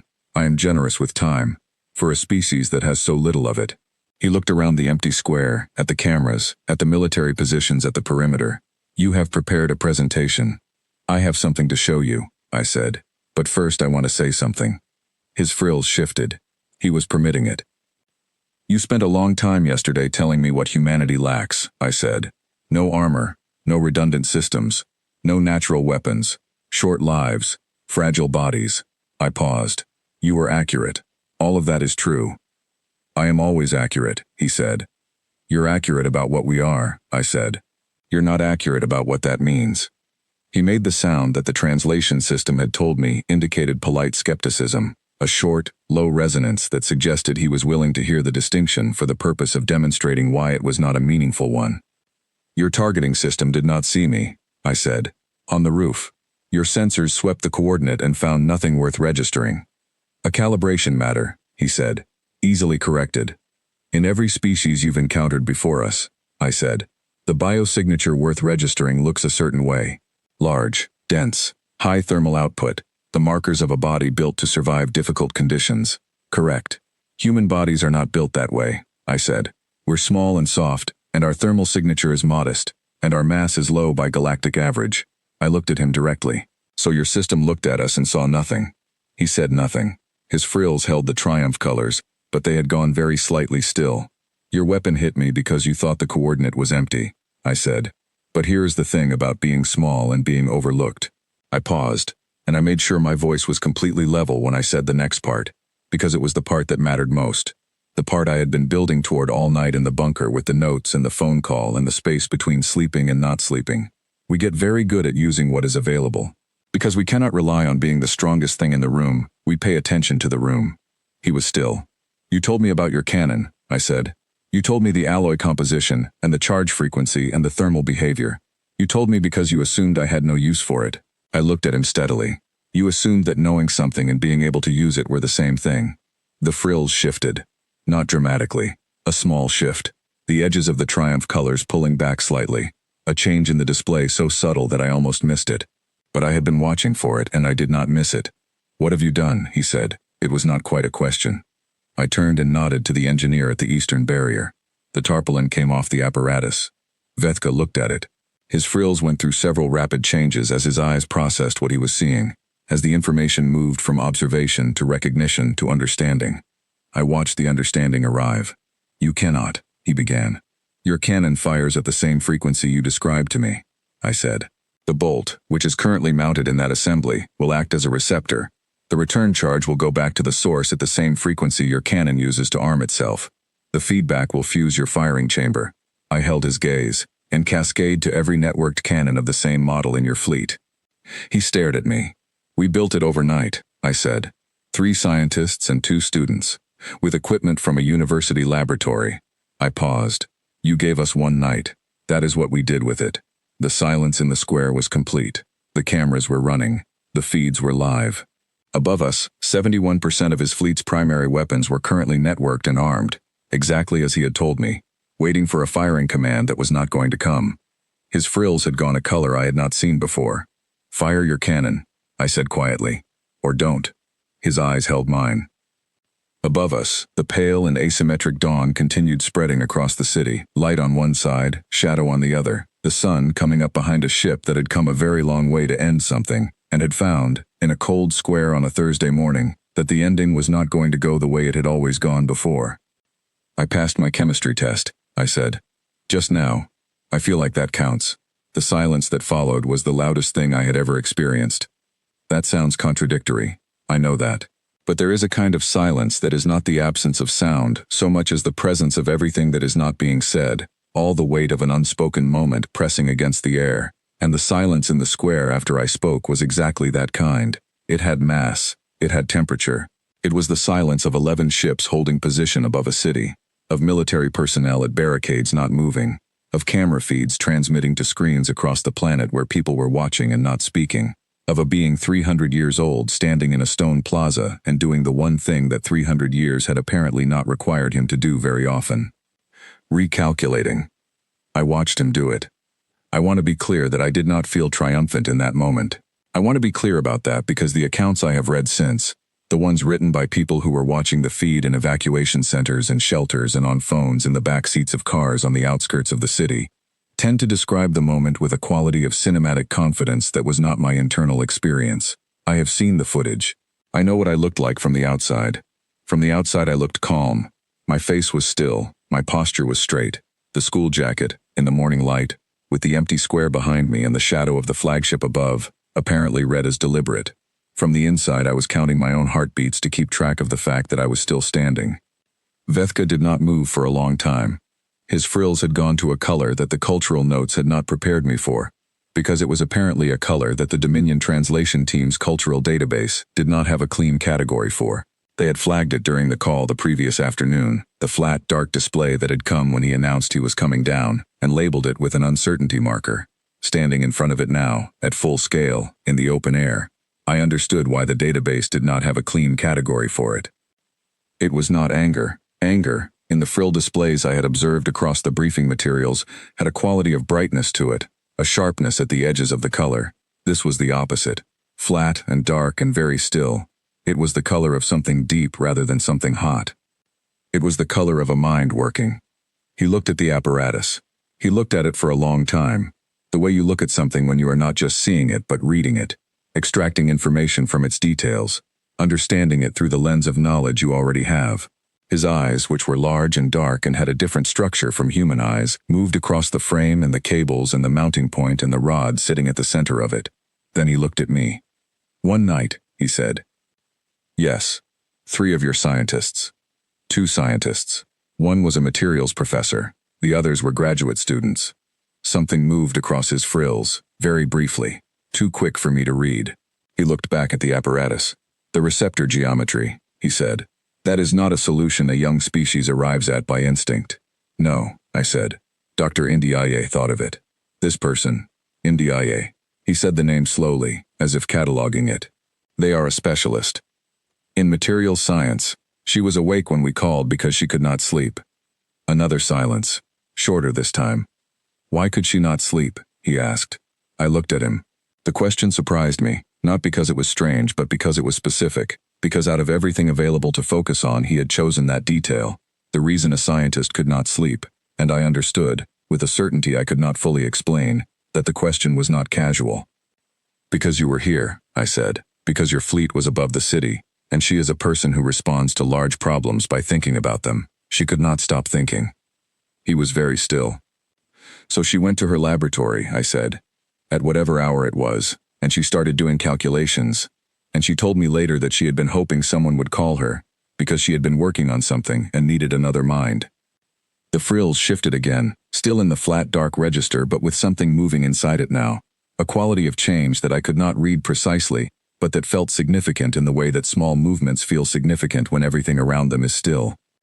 He turned away from the apparatus and looked up, at the flagship above us, at the underside of the ship where the orbital cannon's mounting point was visible, as a dark structure against the even darker body of the vessel.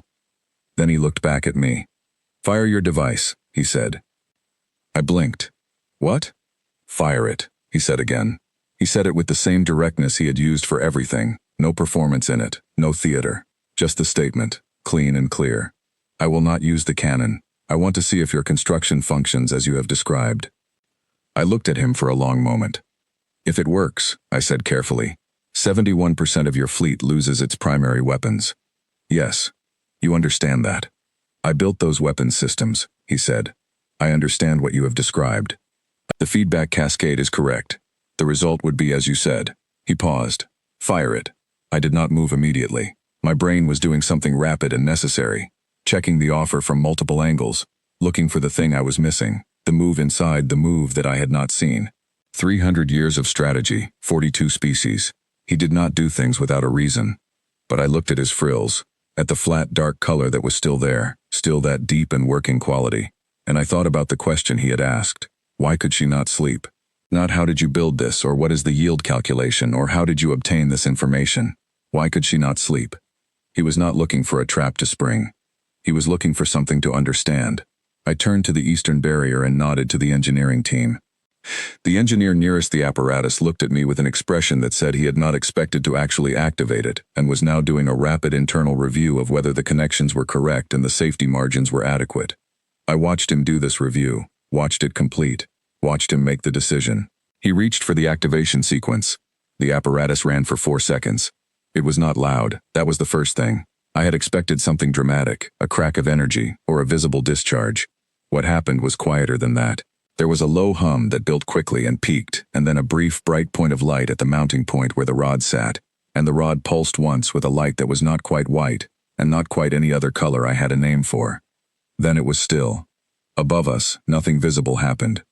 But in the operations center, and in the monitoring stations at the barricades, and on the screens that were receiving data from the Dominion fleet's own systems through the channel the translation team had established, something was happening that was invisible from the ground but very clear in the data.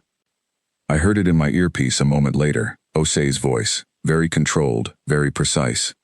73%, she said. The cascade hit 73%. His stated estimate was 71, 2% more than he predicted. I turned back to Vethka. He already knew. He had his own data. The frills confirmed it, a single, rapid color shift that moved through several registers before settling somewhere I had not seen before. A color that was neither the triumph display nor the flat dark working color, but something between them or outside them. A third thing that the cultural notes did not have a label for. 73, he said. Yes. I said 71. You did. The cascade reached 2 additional vessel classes that I did not include in my estimate because I considered their cannon models to be sufficiently distinct. He paused. I was incorrect about the sufficient distinction. Dr. Ndiaye's receptor geometry accounts for a broader frequency band than a single model target, I said. It was a design choice. She included the margin deliberately. He looked at me. She anticipated the error in my estimate. She anticipated the possibility of variation, I said. She built for it. His frills moved. The new color deepened. Then he did something that none of the cultural materials had prepared me for, that the translation team had not flagged as a possibility, that the 42 species in the Dominion's history had apparently never caused him to do. He sat down. Not collapsed, not stumbled. Deliberately and with complete control, he folded his lower limbs beneath him and settled his weight to the stone of the plaza in a posture that brought his eye level approximately to mine, and he looked at me from that position with the full, undivided attention of something that had decided this was where its focus belonged. The cameras were recording all of it. I did not sit down. I stood and looked at him and waited, because something was happening and I did not want to interrupt it by doing the wrong thing. "How long," he said, "has your species known of the Dominion?" I considered telling him 11 years, which was the classified answer, the accurate answer. Then I decided that accuracy was more valuable than discretion in this particular moment. 11 years, I said. A monitoring program identified the fleet's approach. You have been watching us for 11 years. Yes. And in 11 years you developed no response, no weapons program, no defense initiative. We developed monitoring and analysis, I said. We did not develop weapons. He was quiet for a moment. Why? Because the people running the program believed that a weapons program would be detected and would accelerate contact, I said. They believed the best chance was to watch and learn and be as prepared as possible for the moment of contact without doing anything that changed the timeline. They were patient, he said. They were frightened, I said. Patience and fear can look the same from the outside. The flat dark color in his frills shifted slightly. 42 species, he said. In 300 years, none of them knew of my approach for 11 years. How long did the others have? The longest was 14 months, he said. The Vethori. They had 14 months of confirmed knowledge before first contact. He paused. They spent it building weapons. That did not help them, I said. No, his voice was completely flat. It did not.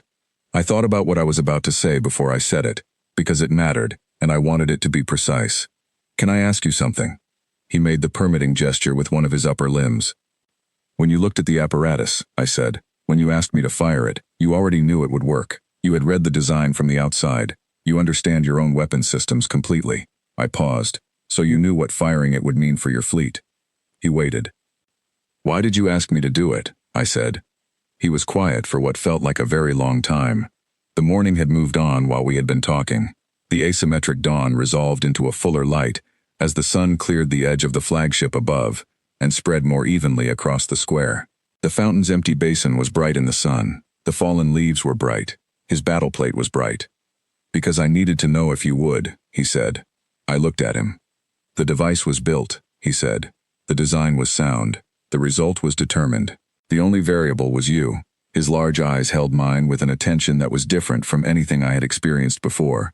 Not the contemptuous examination of the broadcast, and not the careful recalculation of the last several minutes, but something else. Something that felt much more like recognition. Whether you would fire it. Whether, given the choice in that moment, you would actually do it. I did it, I said. Yes, he said, without hesitation. It took about 3 seconds. For a being of your age and in your circumstances, he said, that is not hesitation. I sat down then. Not because I had decided to, but because my legs had finished sending polite requests and had moved on to direct action, and I found myself sitting on the stone of the plaza, which was cold through my clothing, looking at Vethka at approximately his eye level now and feeling the full weight of the morning settling through me, in a way it had not been able to while I was standing and performing steadiness. He noticed. He said nothing about it. Tell me what you're thinking, I said. He regarded me. You are asking me to share my strategic assessment with you. You already fired your weapon at me and told me how it worked, I said. We're past the point where information sharing is the sensitive issue. Something moved across the frills that the cultural notes, coming through my earpiece a moment later, labeled with a single word, amusement. Not the contemptuous, grinding amusement of the broadcast. Something quieter and more genuine. I am thinking, he said slowly, about a number. Which number? 60, he said. Your species has had meaningful spaceflight capability for 60 years. That is the number I have been returning to since yesterday afternoon. Since the roof, I said. Since the roof, he confirmed. My targeting system did not register you. That failure was not a calibration error. The system was functioning correctly. It was built to identify threat organisms, and it correctly identified you as not meeting its criteria. He paused. In 60 years of spaceflight, your species had not demonstrated the capacity to register as a threat by any standard my systems use. We still don't, I said. By your standards. By my previous standards, he said, and the correction was quiet and careful and had a weight to it. The standards I developed across 300 years of contact with species that were threats in ways I knew how to measure: size, physical capacity, weapons development, military organization. He looked at the apparatus. None of those standards account for what you did last night. We had the information, I said. We had the equipment. We had the people. You had one night, he said. My previous record for the fastest development of a counter to Dominion technology was 11 months, by the Vethori, who were specifically a weapons development civilization, who had spent their entire history in a contested region of space that made military innovation a survival requirement. I thought about Dr. Ndiaye in her laboratory at midnight, awake because she could not stop thinking. We respond to problems, I said. It's a specific thing about us. When there is a problem, there are people who cannot stop thinking about it until they have thought of something. It is not organized. It is not a program. It is just how we are. Across your whole species? The 47 t-shirt stores, I said. He was still. That's the same thing, I said. Different expression, same mechanism. Something large and frightening arrives and we cannot stop responding to it. Some people respond with fear, and some people respond with humor, and some people respond by going to their laboratory at midnight and doing calculations. We do not have a single response. We have 2 million responses, and some of them are useful and some of them are not. But the volume of them means that among 2 million responses there are going to be several that are exactly what the situation needs. The frills were moving through slow, complex shifts. The earpiece was quiet. The translation team had apparently decided that whatever was happening in the display was beyond current categorization and was being recorded for later analysis. 60 more years, he said quietly. It was almost exactly what the outline had said he would ask, almost exactly the question I had expected, and yet hearing it in the open air of the square, in his voice, in this context, it was different from how I had imagined it. He was not asking it rhetorically. He was not asking it as a threat. He was asking it the way a person asks a question they genuinely do not know the answer to and are not sure they want to know. I did not answer it. I did not answer it because I did not know the answer, and because the honest answer was too large and too uncertain to fit into words that morning, and because I thought that the not answering was itself a kind of answer. The same kind of answer the apparatus had been. The same kind of answer the t-shirt stores had been. You do not need to know what something will become to know that it is becoming. He looked at me for a long time in the silence of the not answer. Then he rose, unfolding his lower limbs and straightening to his full height, and the motion was controlled and deliberate, and he stood in the morning light of the empty plaza, and his frills went through one final color change. They went pale. I had not seen that before. The cultural notes arrived in my earpiece a moment later, a single flag, urgent and brief. Involuntary display. Pale frills in the Dominion context indicated a state that the translation team had rendered carefully, because the concept did not map cleanly into English, as genuine alarm at the recognition of an unknown variable.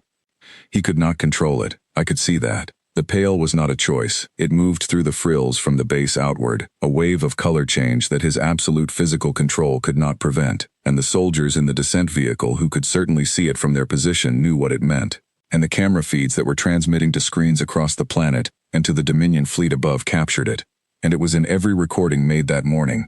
The moment a warlord 300 years old looked at a 16-year-old in a school jacket and experienced something his body expressed without his permission. He stood in the pale display for a moment. Then he gathered himself, frills and history and 300 years of conquest, and he did something deliberate with his bearing, a return to control that was visible and that I respected for what it cost him, and he straightened fully and looked at me. And he bowed.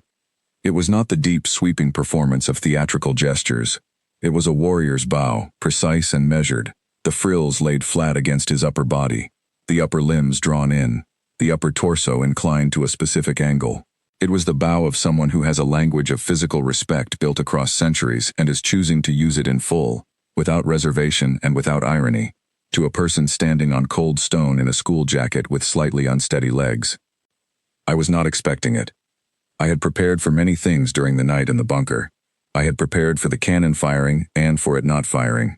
I had prepared for anger and for negotiation and for the complicated middle ground between them. I had prepared, in the quiet part of the early morning when the calculations were done and the phone call was finished, for the possibility of failure, for the variables that could not be controlled. I had not prepared for the bow. My brain sent an instruction. My body responded before the instruction had fully formed. I bowed back, a human bow, which is a different geometry from a dominion bow but carries in most cultures the same essential meaning, and I held it for a moment, and when I straightened he had already straightened, and we looked at each other across the stone plaza in the full morning light. Then, quietly, without ceremony, I walked behind the apparatus and sat down on the ground with my back against the eastern barrier and my legs out in front of me, and I looked at the pale autumn sky above the city, where the ships were still, and the flagship was still, and the morning was continuing in its ordinary way despite everything. My legs had stopped working approximately 3 minutes ago. I had been waiting for a moment to address that. In my earpiece, Osei's voice arrived. "Mara." "Yes," I said. A pause. "He's returning to his ship." "I know." Another pause. "Are you sitting on the ground?" "Yes." A longer pause. "Are you all right?" I looked at the sky. The pale blue of it, clean and cold and completely ordinary, the same sky that had been above the city before the fleet arrived and would be above it after the fleet was gone, the sky that did not change because of what moved through it. "I think so," I said. And in the long, quiet exhale of the city around me, in the still square and the empty streets and the cameras still running on the rooftops, I sat on the cold stone and let the morning hold me for a moment. Just a moment, before everything that came next began. They asked me to write this down. That was how it started, the document you are reading now, not with any grand decision on my part or any formal commission, but with a simple request from Colonel Osei, delivered about 8 months after the morning in the square, in the same practical tone she used for everything. She said that the official accounts existed, and the military records existed, and the broadcast footage existed, and the translated communications existed, and all of those things were accurate in their way, but none of them were written from inside the experience, and she thought that mattered. She thought it would matter more as time passed. She was right, she usually was. So I am writing this down. I want to be honest about the after, because the after is where most accounts fall apart, where the story that has been building towards something clean and definitive meets the reality that nothing is ever as clean and definitive as the moment it appears to be. The morning in the square was real. The bow was real. Vethka's fleet withdrawing was real, a process that took 11 hours. The ships lifting one by one from their positions above the city and reassembling at a higher altitude, and then, in a sequence that every tracking system on the planet watched with complete attention, transitioning out of orbit and away. The last ship to leave was the flagship. I watched it go from the roof of the operations building, which I had gone up to specifically for that purpose, because it seemed right to watch it leave from a rooftop, given how everything had started. Osei came up and stood beside me without asking. We watched the flagship hold its position for a long time, longer than the others, and then move, slowly at first, and then with a sudden, absolute speed that left nothing behind, no trail, no evidence, just the sky where it had been, ordinary and blue. "That's it?" I said. "That's it," she said. The city came back slowly. That is the part nobody fully anticipates, the return. The evacuation had been swift and organized, driven by urgency, and the particular focused energy that emergencies produce in people. The return was different. It took 3 days for the full population to come back, and the city in those 3 days had a quality I had never experienced before and do not have a precise word for. Something between relief and unreality. People walking streets that looked exactly as they had left them, checking on things with the careful attention of someone who has been away for longer than 3 days, and is reassuring themselves that the ordinary world is still where they left it. My mother came back on the second day. I was at the operations building when she arrived, and she walked in through the main entrance with her coat on and her bag over her shoulder and her expression doing several things at once, all of them controlled with the careful discipline of a woman who had decided on the drive over exactly what she was and was not going to say. She looked at me for a long moment. Then she said, "You were on the roof." "Yes," I said. "The sign says authorized personnel only." The lock was broken. She put her bag down on the nearest chair and crossed the distance between us and held me for a long time without saying anything else, and I let her. And when she stepped back, her expression had resolved into something simpler and more fundamental than any of the complicated things it had been doing before. "You are going to retake that chemistry test," she said. "I know," I said. "Mrs. Okafor has already been in contact." I had expected that. "How does she seem?" My mother considered. "Proud," she said. "But she wants the test retaken." I retook it 2 weeks later. I passed with 88%, which was not perfect but was honest. And Mrs. Okafor looked at it over the rim of her glasses and said nothing for a long moment, and then said that she was pleased, and that was the end of it. She did not mention the square, She did not mention the fleet. She handed back the test paper and moved on to the next lesson, which was a kindness I appreciated more than I could easily explain. Ordinary life has a way of reasserting itself that is both mundane and profound. You think, in the middle of something large, that the large thing will change everything permanently, that the world after it will be unrecognizable from the world before. And some things do change. Many things change. But the school is still there, and Mrs. Okafor still gives tests, and the lunch bell still rings at the same time it always has, and you still sometimes sit on rooftops eating crackers because you need a few minutes away from everything, except now you check the sky first. Old habits require small modifications. That is all. Let me tell you what actually changed. Osei became Earth's first galactic defense liaison, a position that did not exist before the fleet arrived, and which she has spent the subsequent years building from nothing into something with actual structure and staff and a budget. She is very good at it. She has the right combination of qualities for the work, patience for complexity, resistance to intimidation, and a fundamental pragmatism that prevents her from being impressed by things that are impressive for the wrong reasons. She travels often. When she is in the city, she sometimes stops by and we have coffee, and she tells me things she can tell me and does not tell me things she cannot, and the balance between those two categories has shifted over time as the clearance level has adjusted. She told me, about 6 months after the square, that the diplomatic channel with the Dominion was open. Not a treaty, not an alliance, something more preliminary and more honest than either of those words suggests, a line of communication, a mechanism for exchange, an acknowledgement on both sides that the situation had produced something that neither party had a complete framework for, and that building the framework would take time. Dominion expansions had resulted in 42 absorptions. This was the first time the expansion had paused. The Dominion historians, who exist and who are apparently very thorough, had nothing in their records to use as a template. They were working from new material. So were we. Dr. Amara Ndiaye, who went to her laboratory at midnight because she could not stop thinking, and answered a phone call at 3 in the morning from a colonel she had never met, is now the head of what has been officially named the Exotic Materials Research Division, which is a name that sounds less extraordinary than what it actually does. Her work on the resonance behavior of Dominion alloys, which began that night with the notes I had scrawled in the margins of a briefing sheet, has become the foundation of a research program that involves materials scientists from 47 countries, working in 4 dedicated facilities.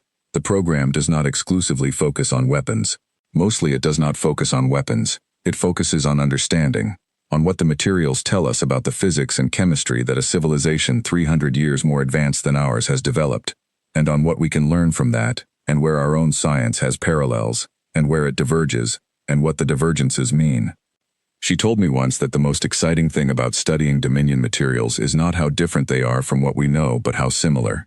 The underlying physics is the same.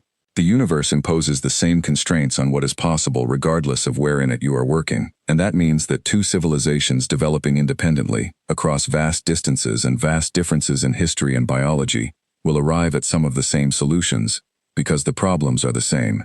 The solutions are reached by different paths, but they converge. She finds that deeply meaningful. I do too.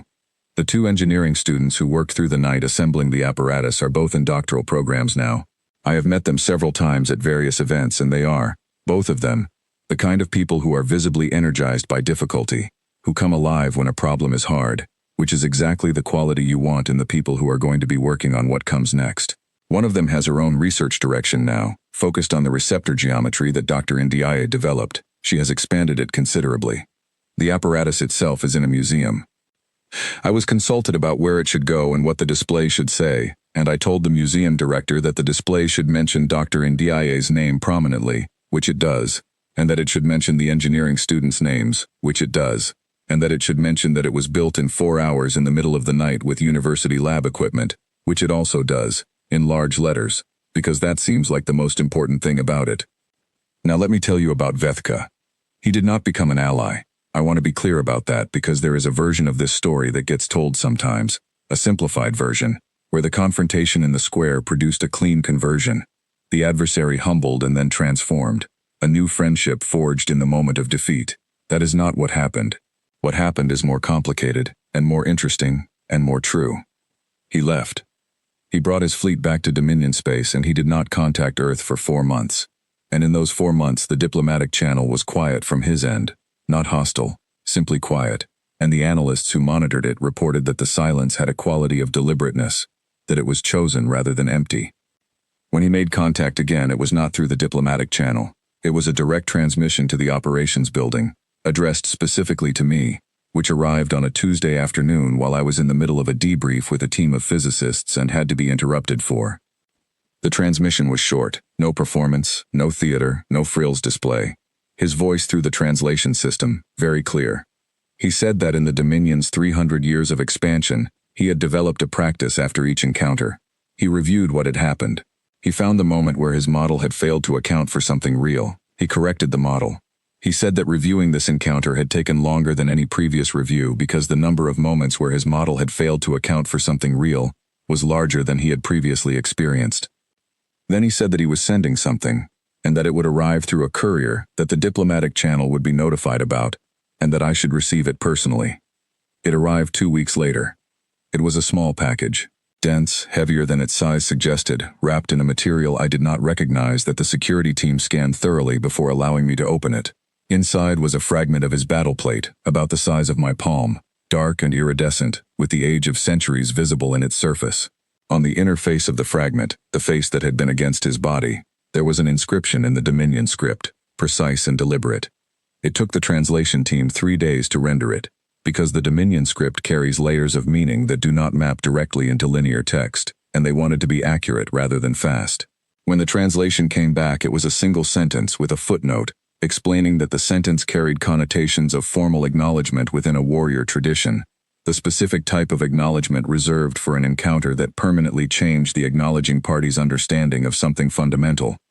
The sentence said, "The galaxy has one new rule now." The footnote said the implication was that the rule was known to both parties and did not require stating, which the translation team took to mean that both parties understood what had changed, and that the change was acknowledged as permanent. I have the fragment on my desk. I am looking at it as I write this. I am going to tell you what I think the rule is, because I have thought about it for a long time and I believe I understand it, though I hold that belief with the appropriate uncertainty of someone who is reasoning about the mind of a 300-year-old being, who thinks in a framework she can only partially access. The rule is not that humanity is dangerous. That is the easy reading, and it is not wrong, but it is not complete. The rule is something more specific and more uncomfortable for a civilization built on centuries of successful expansion. The rule is that the model was never complete. 42 species, 42 data points. And from those 42 data points, Vethka and the Dominion had built a model of what a species capable of meaningful resistance looked like, what it required, what it needed to have in order to be a variable worth serious accounting for. And the model was derived from real data, and it worked every time it was applied to the data it was derived from. But the model was not the universe. The universe contains more possibilities than any sample of it can represent, and the certainty that comes from a long run of successful predictions is not the same as understanding. It feels like understanding. It produces the behavior of understanding. It survives right up until the moment it encounters something real that it did not account for. What it did not account for was us. Not because we are exceptional in the ways that the stories want us to be exceptional. Not because we are secretly powerful, or secretly advanced, or secretly possessed of some hidden capacity that was waiting to be revealed, but because we are different in ways that the sample did not contain, and different in ways that the model had no category for, and when the model had no category for something it defaulted to, not a significant variable. We were not a significant variable. Until we were. People ask me sometimes, at the events I am invited to and the conversations I am asked to participate in, whether I think about the other warlords. Whether I worry about what happens when the story spreads through the Dominion and beyond, when other civilizations hear what happened in the square, when others decide to test the result or challenge it or draw their own conclusions from it. I think about it. Of course I think about it. But here is what I have come to. Sitting with the question across the months since the fleet left, and the city came back and Mrs. Okafor gave me a new test, and Dr. Ndiaye's team started their work, and Ose started building her liaison office, and the engineering students went back to school with better thesis topics than they had before any of this happened. We did what we did in one night. One night with 3 people and some laboratory equipment and a phone call and the particular quality of human attention that cannot stop working on a problem even when the reasonable thing would be to stop. We did it because someone went to her laboratory when she could not sleep. We did it because someone asked a question during a broadcast that was designed to produce silence. We did it because 2,000 years of accumulated scientific knowledge lived in the heads of people who were awake and thinking and could be called at 3 in the morning and would pick up. That is not a trick that works once. That is not a capacity that depletes. Every night there are people in laboratories who cannot sleep. Every morning there are people asking questions they are not supposed to be able to ask. Every year there are students who study the wrong formula and absorb it anyway and carry it forward into a situation where it turns out to be exactly right. I am not worried about the other warlords.